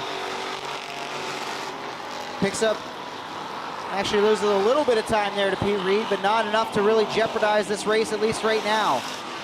Into 3 and 4 for the final time. Tyler French, he can tiptoe his way home from here. Tyler French is gonna go to Quick Wick victory lane and win night 1 of the Fall Classic for the GR Enviro Rail Thunderstocks. He picks up the W over Pete Reed, Justin Ramsey, Dave Bailey, and Zach Bleach, your top 5 after a wild night in the Thunderstocks. We'll be chatting with Tyler French trackside momentarily. Give a call to Tyler French, winner on night number 1 in the GR Enviro Rail Street Stocks in the Fall Classic at Humberstone. And you were up front for most of that, so I don't know how much chaos you were aware of behind you, but Tyler, talk to us about your drive tonight and surviving it all to come out on top. Yeah, and there's a lot of fast guys down this way. This is actually our first win down this way with all the tracks down here. Track's a little tricky. Traction, no traction, traction, no traction. But overall, it's fun coming down this way. And who do you got to thank for the great drive after trekking down from Belleville to get the win tonight? A lot of people, especially Peacemaker 420. They're number 1. Antis Construction, Brown's Machinery, Cintas Gas, Ampi Tire, KD Transmission, Gilmore's Meat Shop and Deli, Dave's Mobile Welding, Patterson's Auto. Congratulations, there he is. Tyler French celebrating a win on the Fall Classic night number 1, picking up $750 for his work as well.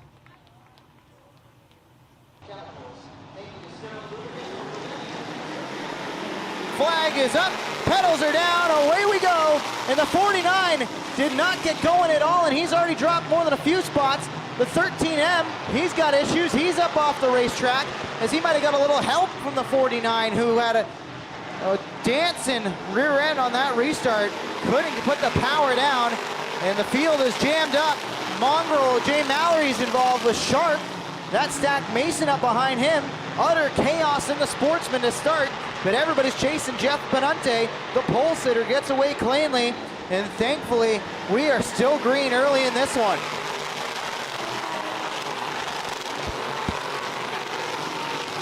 Benante under fire now from Tyler Willard as he takes the 777 machine to the outside, looking for the lead through 3 and 4.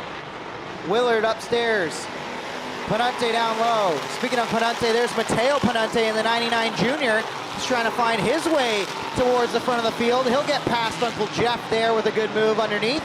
And now it's Willard leading this race away from Mateo Penante. Here comes Cody McPherson. Doug Walsh Jr.'s got issues in that 49. He's come to rest on the high side of 2. And that will put us under yellow early in this one. We'll see if he can get it righted again, although I see the car rocking back and forth like it doesn't have any power or it can't get going, so problems for the 49. And everybody catch your breath, 4 laps into this one.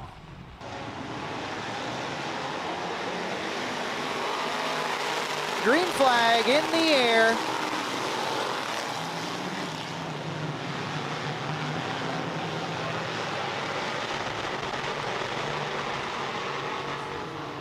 Willard right now is in control of this one with a great lead. Oh, contact to the back of the pack as Brad Rouse getting leaned on.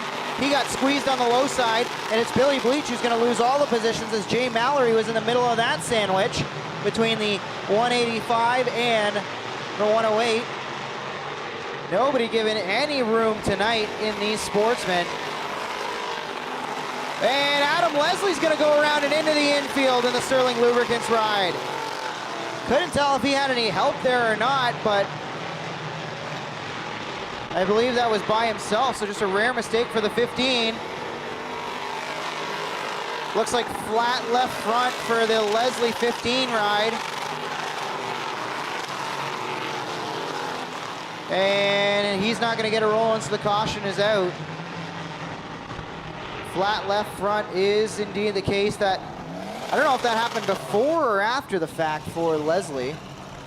Green flag in the air. Willard and McPherson gonna work each other over into corner number 1. McPherson goes to the inside now, and he'll try to nose ahead down the back straightaway. Well, Willard fights it off on the outside. Oh, Terry Smith almost gets turned there as Nelson Mason was to his inside, and Smith didn't see that. And the 49 of Walsh puts it in the wall on the outside, or excuse me, the inside of turn number 3. And we're under caution once again with 17 laps to go.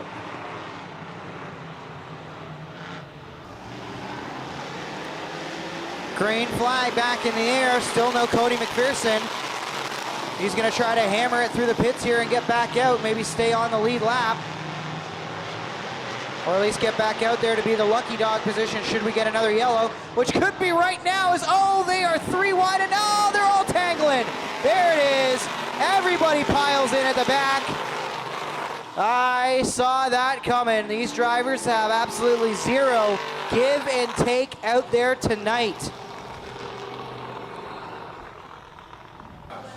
Mallory just dumped Brad Rouse, and I believe that's going to be the end of the night for Mallory. He's done.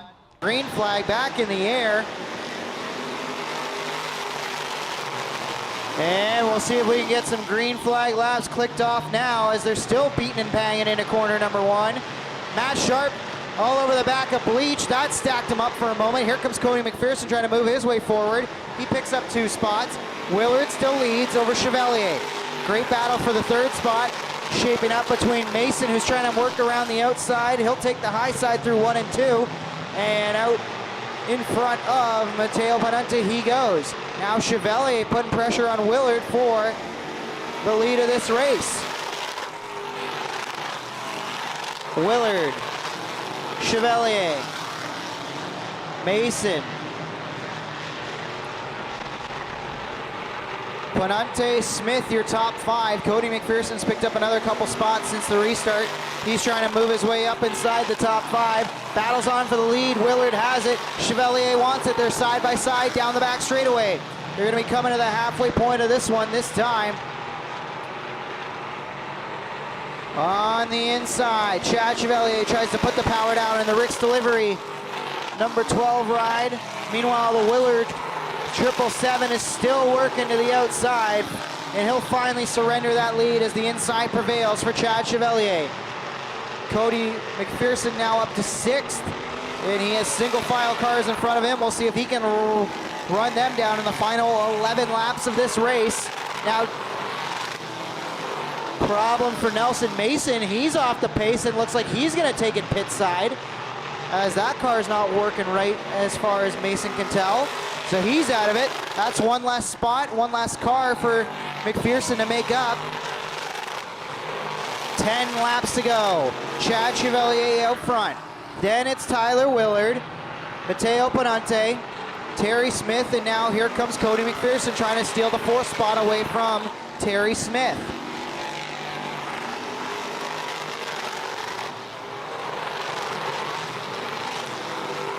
McPherson working over the back bumper of Terry Smith. Hasn't been able to find a way around yet. He'll go to the high side through 3 and 4 this time in the 777X. Can't make it happen. He'll do the crossover move. Still can't get a run on Terry Smith. He's doing a great job hanging on to the 4th spot. This time, Smith opens the door ever so slightly through 1 and 2, and that allows McPherson to close in, but not complete the pass. He'll try the outside again through 3 and 4. Sailing it in around the outside comes Cody McPherson. Can't do it. Still, it's Smith out front. Brad Rouse is up to the 6th position in that 185 ride. And Smith still holding off Cody McPherson while Chad Chevalier clicks off another lap. 6 to go at the front of the field. Tightest battle on the racetrack is for the 4th spot. Terry Smith has it. McPherson wants it, and he'll take it into 1 and 2. Power move on the outside, and that puts Cody McPherson up to the 4th spot. Problem is, he's got a lot of time to make up on our leader. Over 2 seconds to do it, with still 5 laps to go in a mostly strung out field. I don't see a caution coming right now. So I believe Chad Chevalier in control of this one has little to worry about at the front of the field. He's got a 1.6 second advantage on Tyler Willard. Mateo Panante rides in 3rd. McPherson is 4th, closing on Panante, but lots of time still to be made up. As now it's 7 seconds in total that McPherson would have to make up. Not going to do it in the final 3 laps without a caution. Chad Chevalier leads Tyler Willard by 1.8 seconds. 2 laps to go for the leaders this time as they pass by starter Carter Long.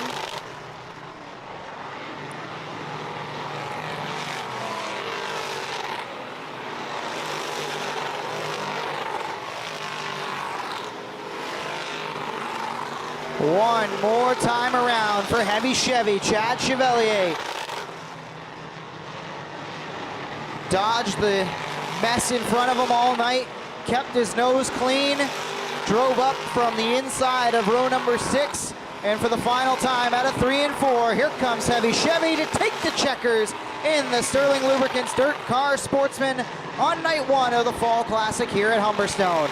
Tyler Willard hangs on for 2nd, then it's Panante, that is Mateo Panante in 3rd, Cody McPherson 4th, and Terry Smith rounds out your top 5. Working his way out of the Rick's delivery, number 12. Give a call to Heavy Chevy, Chad Chevalier, the winner here.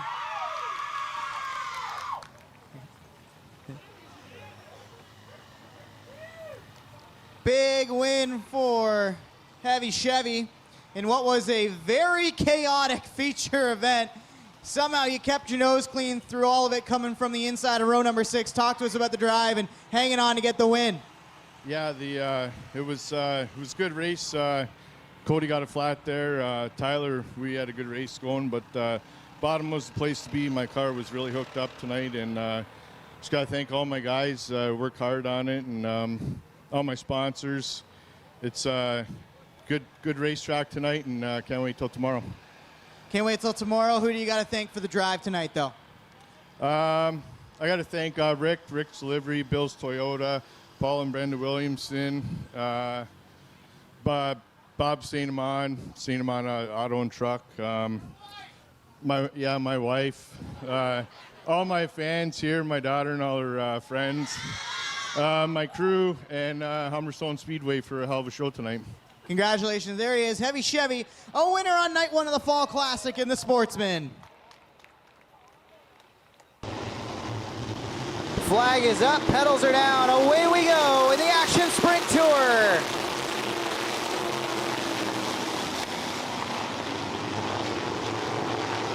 Billings, the championship leader, coming into tonight, gets away with the early advantage. Around the outside comes the 19 of Mathieu Bardier, trying to move his way forward in this one. Mike Bowman also trying to move his way forward in that 71 ride. He's got Stratford and Van Every in front of him right now as he tries to march up from the 8th position. Billings leads, Bardier, Bender, Miller, Stratford, Van Every, Bowman up 1 spot to 7th. Top 3 cars in the points separated by 25 points, but for Bowman and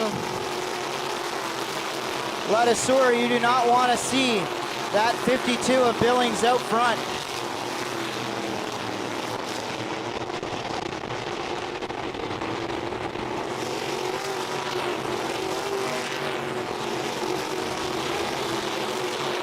Continuing to pace the field, Matt Billings putting down some good laps. Good battle between Lee Ladisseur and the 50 of Staley, who's driving away. Cadman in the mix for that one as well. As Billings, the way he's driving, might encounter lap traffic fairly quickly in this one.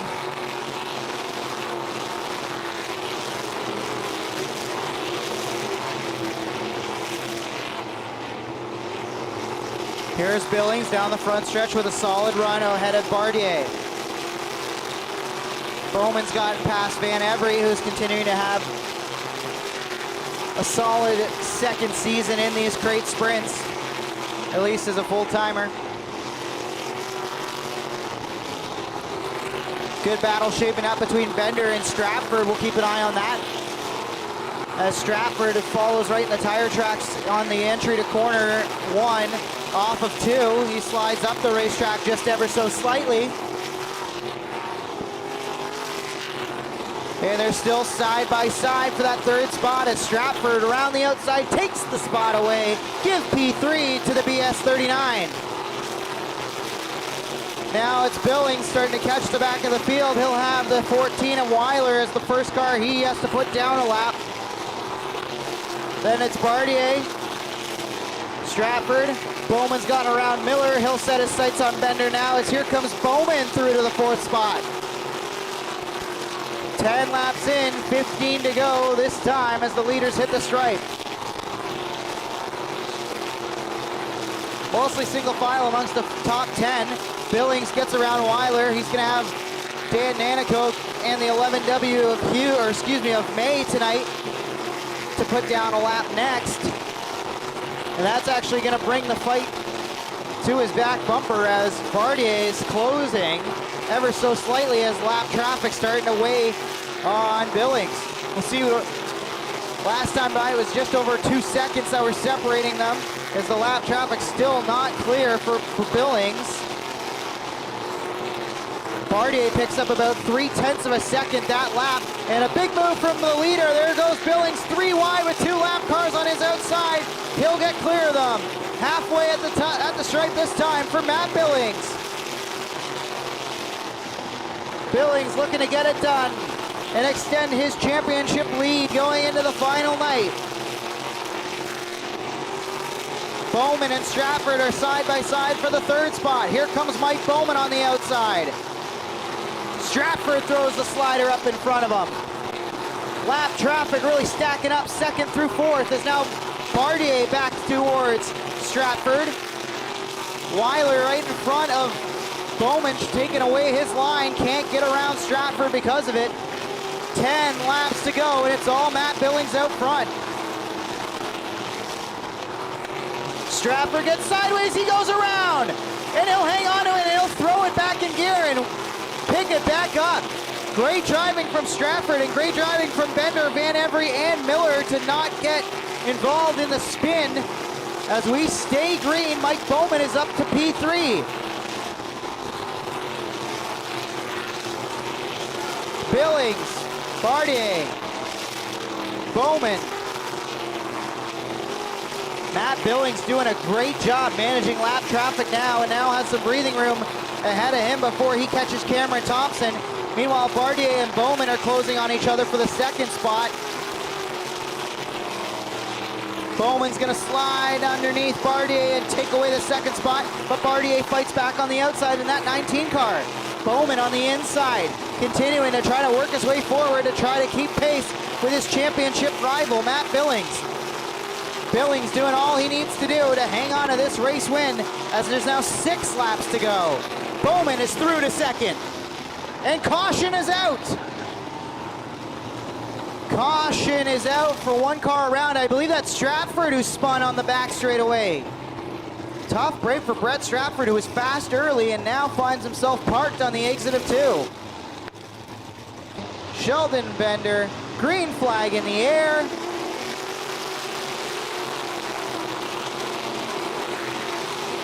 Great drive from Bowman on the restart. Can't find a way to the outside down the back straightaway. Into 3 and 4. He'll try the outside once again on Billings, who's got that inside line working around the outside. Gives a squeeze to Bowman. Bowman can't make it stick. Now Billings takes away his line. Great defending there from Matt Billings. Top two cars really driving away from the rest of the field in this one. Bowman is trying to find a way around Billings, but Billings is playing defense. 4 to go. Into 1 and 2. Half a car length separate the top two.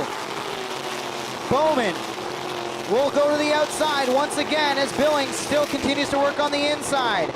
Bowman, can he get the drive off? No, not that time.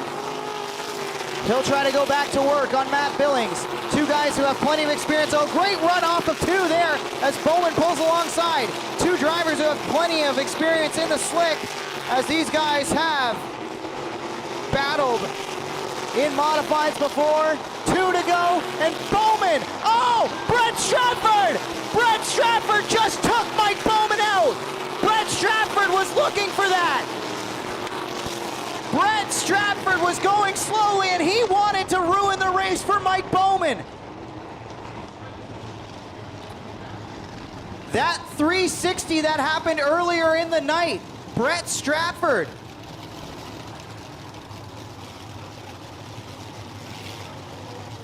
Wow, what just happened? Matt Billings is the leader, green flag back in the air. Then it's Bardier, Van Every in the podium spot. Tyler Willard up to 4th, and Sheldon Bender.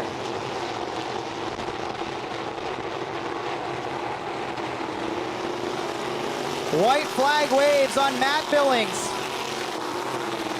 Mathieu Bardier is going to make a challenge for the lead. He'll sail it up on the outside. Oh, the 19.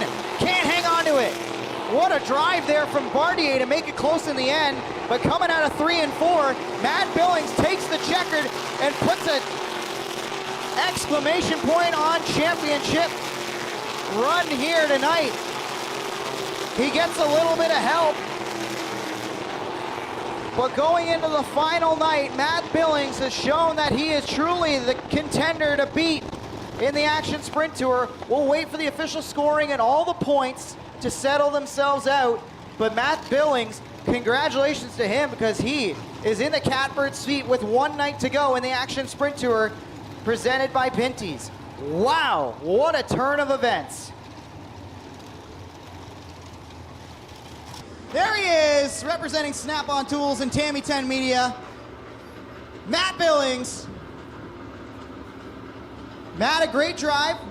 You were controlling it, obviously, starting up on the front row. Had a great run going. Great battle there with Mike Bowman. What happened at the end? What could you tell what happened with that lap car in the BS39? I mean, first and foremost, I mean, Mike definitely was the control car sitting second, and I mean, I knew the 71 was going to be coming at me at some point during the race, and I mean, he had a great move going down the backstretch and pinched me between the 39. To be honest, I don't know exactly what happened. I think just Mike and I were racing hard, and you got to go through these spots, and you got to stay ahead of guys, and it's a really unfortunate that that's how that ended, because I think I would have liked to try to be able to run with them and try to beat them fair and square on the track. Great run for you tonight. Great step towards the overall National Tour Championship in the Action Sprint Tour. One more night to close it out. Who do you got to thank for a great night tonight? I mean, just everybody that helps out. I mean, Ryan Hunsinger and Jeff, my wife Lane for helping me out. Tim Koval, Snap-on Tools, Slate's Marine Construction. I mean, it's a big team effort. You know, we're a small team. We're just a bunch of normal guys, and we're just out here trying to have a good time and trying to go racing. And I mean, the crowd looks great. I hope it was a good race for everybody, and I hope to see everybody here tomorrow. So thank you. Flag is up, pedals are down, away we go in the late models around Humberstone.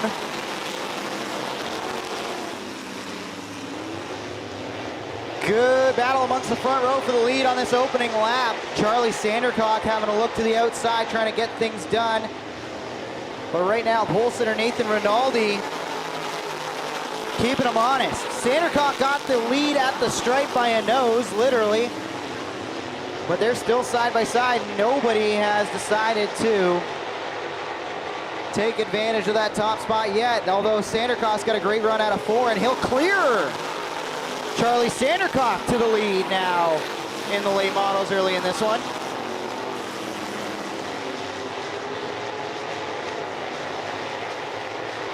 Appreciate Blast All Equipment for coming on board and supporting the late models here at Humberstone all season long.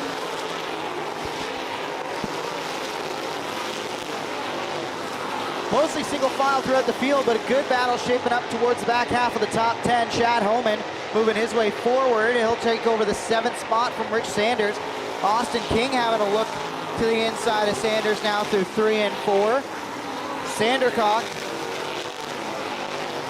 out in front and in control right now.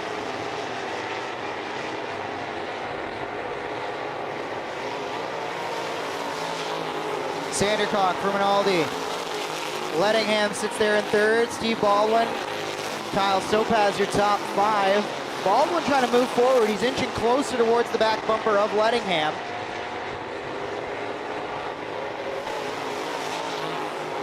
Right now it's all Sandercock out front, pacing this field. 30-lap feature for the late models. 4 in, 26 to go.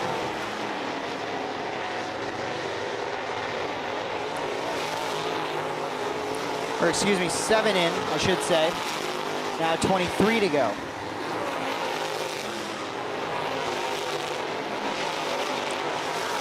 Watching Chad Homan now as he's trying to move forward again towards the top 5. He's starting to work over Brian McDonald in the 151. That battle for the 6th position on the racetrack. You can see the 151 coming now with Homan breathing right down his neck. We've seen Homan have some great performances at Humberstone already this year.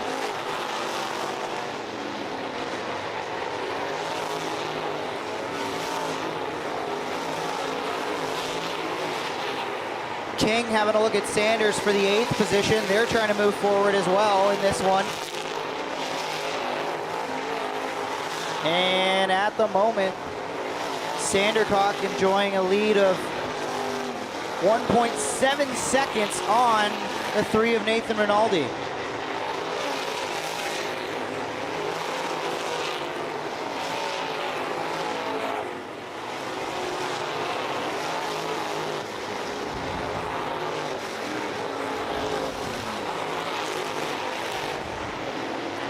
Lap traffic going to be a factor for our leader now as Sandercock's going to have to start tiptoeing his way around. First up is Stan Zankin that he'll move by. Gets by on the inside. Up next is the 73 of Anthony Rinaldi. He'll get around that car as well.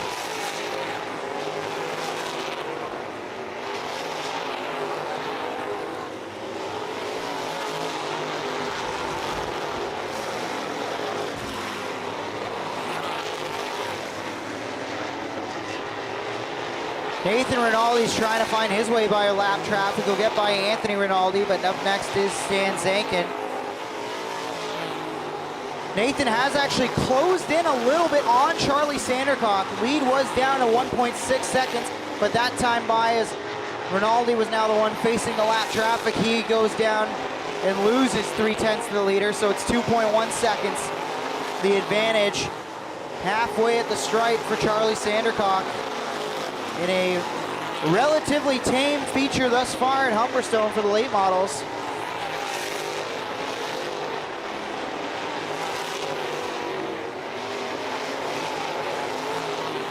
Sandercock around the outside now, having a look past the 31, trying to put that machine down a lap. John McIntyre was thinking about making a pass though, had a brief look to the outside as he was catching up to Brasso in the 47B.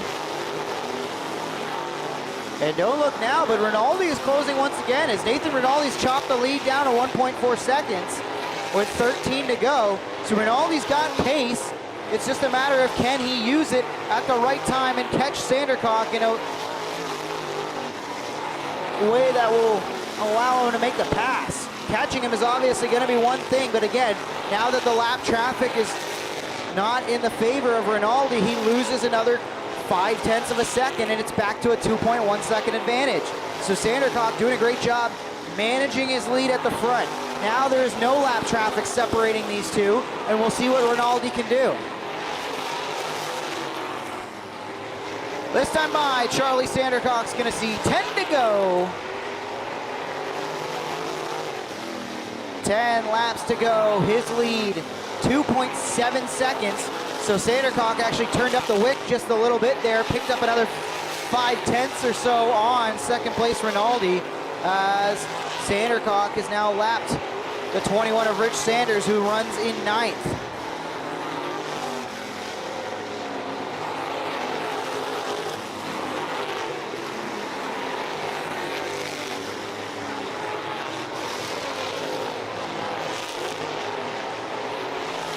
Sandercock, Nathan Rinaldi, then it's Rob Lettingham, Steve Baldwin, Kyle Sopez. Whoa, and there it is! Caution, one car around in the middle of 1 and 2. And we will have an 8-lap shootout, as it's the 31 of McIntyre who went around. Vanderland Building Center's late models back to green here. Sandercock with a great jump.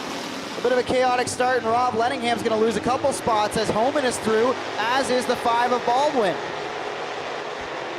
Steve Baldwin up to 3rd. Now he's under fire from the 91 of Homan. Sandercock.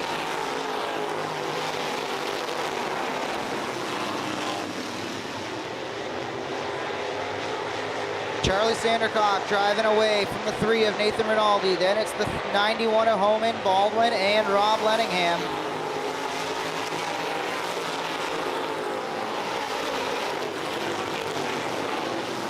This time by, it'll be 5 to go, and Sandercock is driving away from the top 5. Already amassed a 1.2 second advantage on Nathan Rinaldi, one of the best in the business when it comes to late models.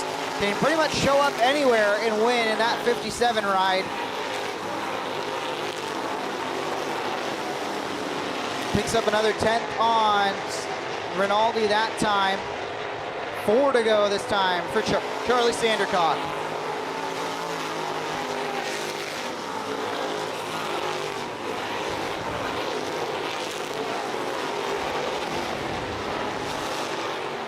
This time it'll be 3 to go for Sandercock, who's just really enjoying a great drive on a Friday night.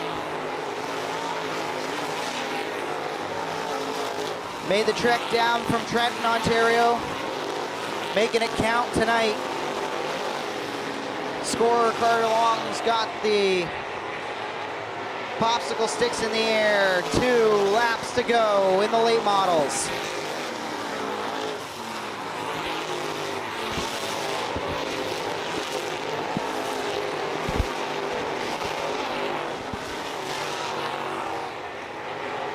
White flag is waving now on Charlie Sandercock.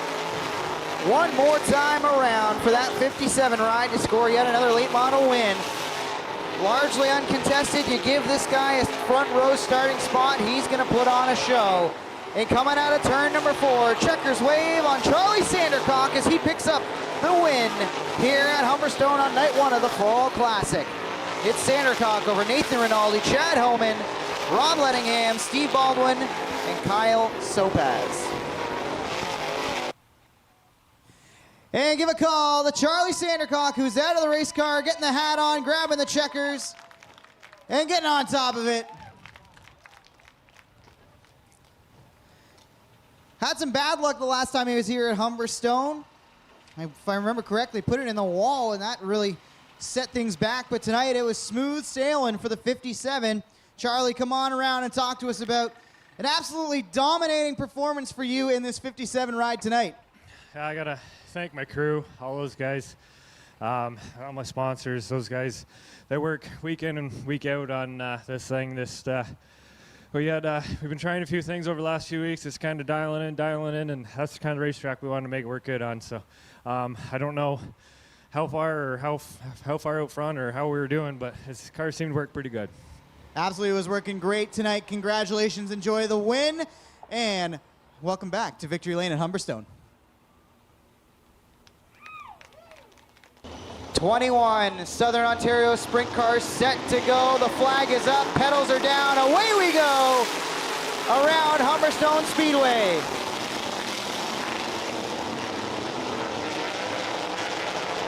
Little bit of a chaotic start there as It seemed like the second row wanted to go, but the first row is the one who decides it. And speaking of deciding it, Dylan Westbrook decides to go to the front early in this one in the 47X. Westbrook driving away from Liam Martin, but here comes DJ Christie. We watched a great duel between Martin and Christie earlier in the night. Liam Martin not done challenging Westbrook for the lead spot in this one. Should mention again that Westbrook was quick time earlier in the night, and that earned him an extra $500 for the season, plus the $150 he got tonight for being quick time from Ackland Insurance.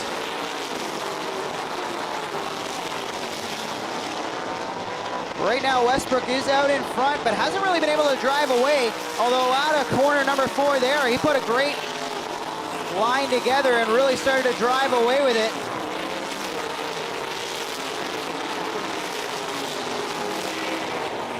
It's Westbrook out in front. Now starting to stretch things out over Liam Martin. DJ Christie doing a good job there in third to keep Liam Martin honest. And can Ryan Turner find his way up into the battle? Good work there from Ryan Turner to start to reel in the 5 of Christie. Everybody searching for some kind of speed on this racetrack right now.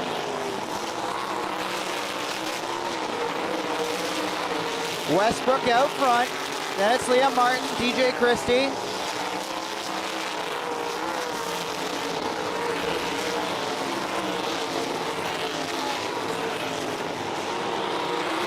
Good battle between the 0 and the 12 DD of Darren Dryden over the 8th spot as Glenn Stiers moves forward. Now he's trying to catch up to the back of the 14H.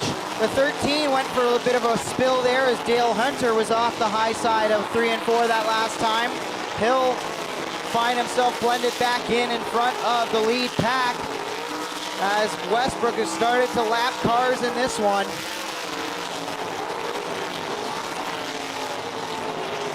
Westbrook out in front. Commanding lead at the front of this field right now.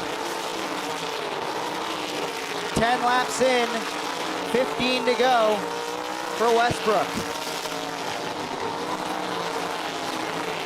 Battle shaping up for the 5th spot. Matt Farnham has it. Sean Evans wants it.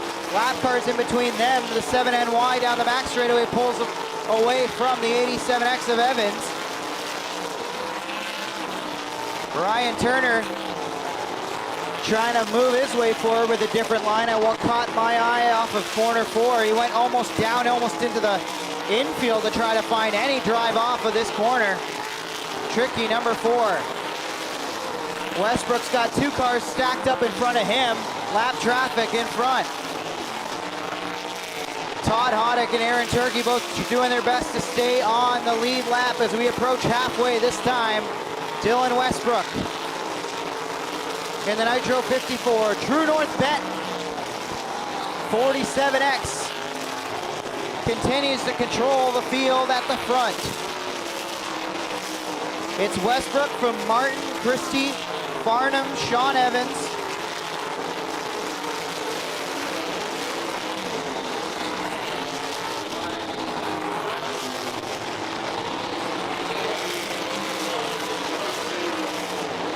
Westbrook is really trying to get past this lap traffic, but that's stacked up everybody behind him. He's gotten around Turkey, but Christie erased what was a multiple second advantage at the front of this field. Can Christie keep the pressure on now? Westbrook gets around Hoddick. Ryan Turner's caught up to Liam Martin, trying to steal the final spot on the podium. Hasn't been able to put the pressure on to get the pass done. Farnham now holding up Christie, and Westbrook is driving away.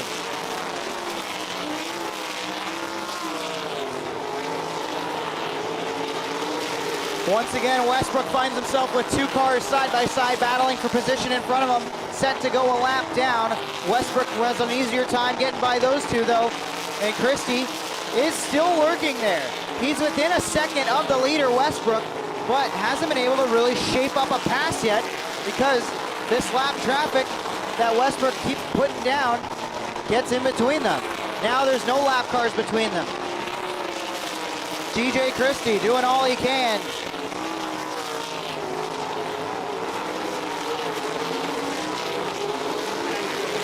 Five laps to go next time by. And Christie has another opportunity as lap cars once again battle side by side in front of leader Westbrook. The 70 and the 11, both cars jamming up the leader Westbrook right now.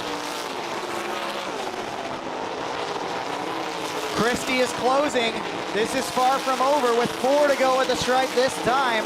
DJ Christie is trying to find his way to the back bumper of Westbrook. Westbrook gets past the 70 Christie's going to try to do the same in through 1 and 2. Down the back straightaway. Westbrook on the outside now will try to get past Alan Downey, who's piloting the Turner 11 machine tonight.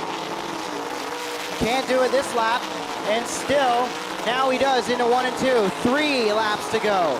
It's Dylan Westbrook up front. One car around, it's the Hunter 13, and I believe we're going to get a caution here because I don't think that car's firing. And we are in for a 3-lap shootout.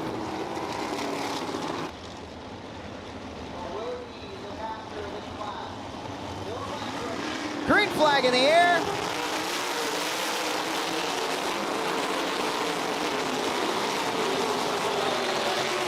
Great start from Dylan Westbrook, and he's already got multiple car lengths on DJ Christie. Here comes Liam Martin with a move to the outside as he's trying to take the second spot. 2 laps to go in the Southern Ontario Sprints here at Humberstone. Martin bombs it around the outside. He'll take the second spot. Can Liam Martin do anything in the closing laps here? Look at him slide it around the outside. He is trying to get to Westbrook. Hasn't been able to do it yet. He'll bomb it into one more time on the low side. Westbrook leads. Down the back straightaway, has about a half straightaway advantage. And at a corner number 4, Dylan Westbrook wins on night 1 of the Southern Ontario Sprints over Liam Martin and DJ Christie. Matt Farnham 4th, Ryan Turner 5th. And Liam Martin cools it off on the high side, almost spinning it out there after his podium performance under the cool down lap. And here he comes, climbing to the top of the wing, waving the checkered. What a performance from Dylan Westbrook. Checking out the right rear, seeing how it feels. I don't think it had to work that hard for it because you were in control of this race. Although the Young Guns had a run at you at the end. Talk about trying to hold off Liam Martin and DJ Christie on that final restart. Yeah, I wasn't too sure where to go. I'd been running kind of, into lap traffic, kind of a pain trying to get around them, not really know where to go. But yeah, I knew they'd be trying something. I kind of heard them on the outside of me in 3 and 4 there. But yeah, just made sure I hit my line and worked out for us. Worked out for you. Who do you got to thank for a great drive on night 1 here at Humberstone? Really got to thank Miles, the whole Hill family, Nitro 54, Sovereign Fusion, all the sponsors, everyone who helps out, and crew and family and everyone that helps out to get me here. Congratulations on the win. Great way to close out night number 1, but one more night still to come for these SOS. And Dylan Westbrook, can he go 2 for 2? We'll find out tomorrow here at Humberstone. Race fans, thanks for being a part of the action here again. Closing out racing here in Southern Ontario. One more night in the Niagara region, one more night really in Southern Ontario in general, and it all gets wrapped up here tomorrow night.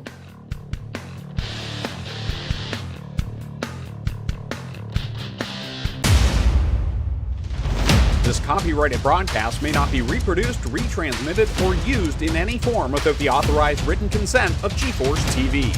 GForceTV would like to thank you for your support and for watching today's broadcast.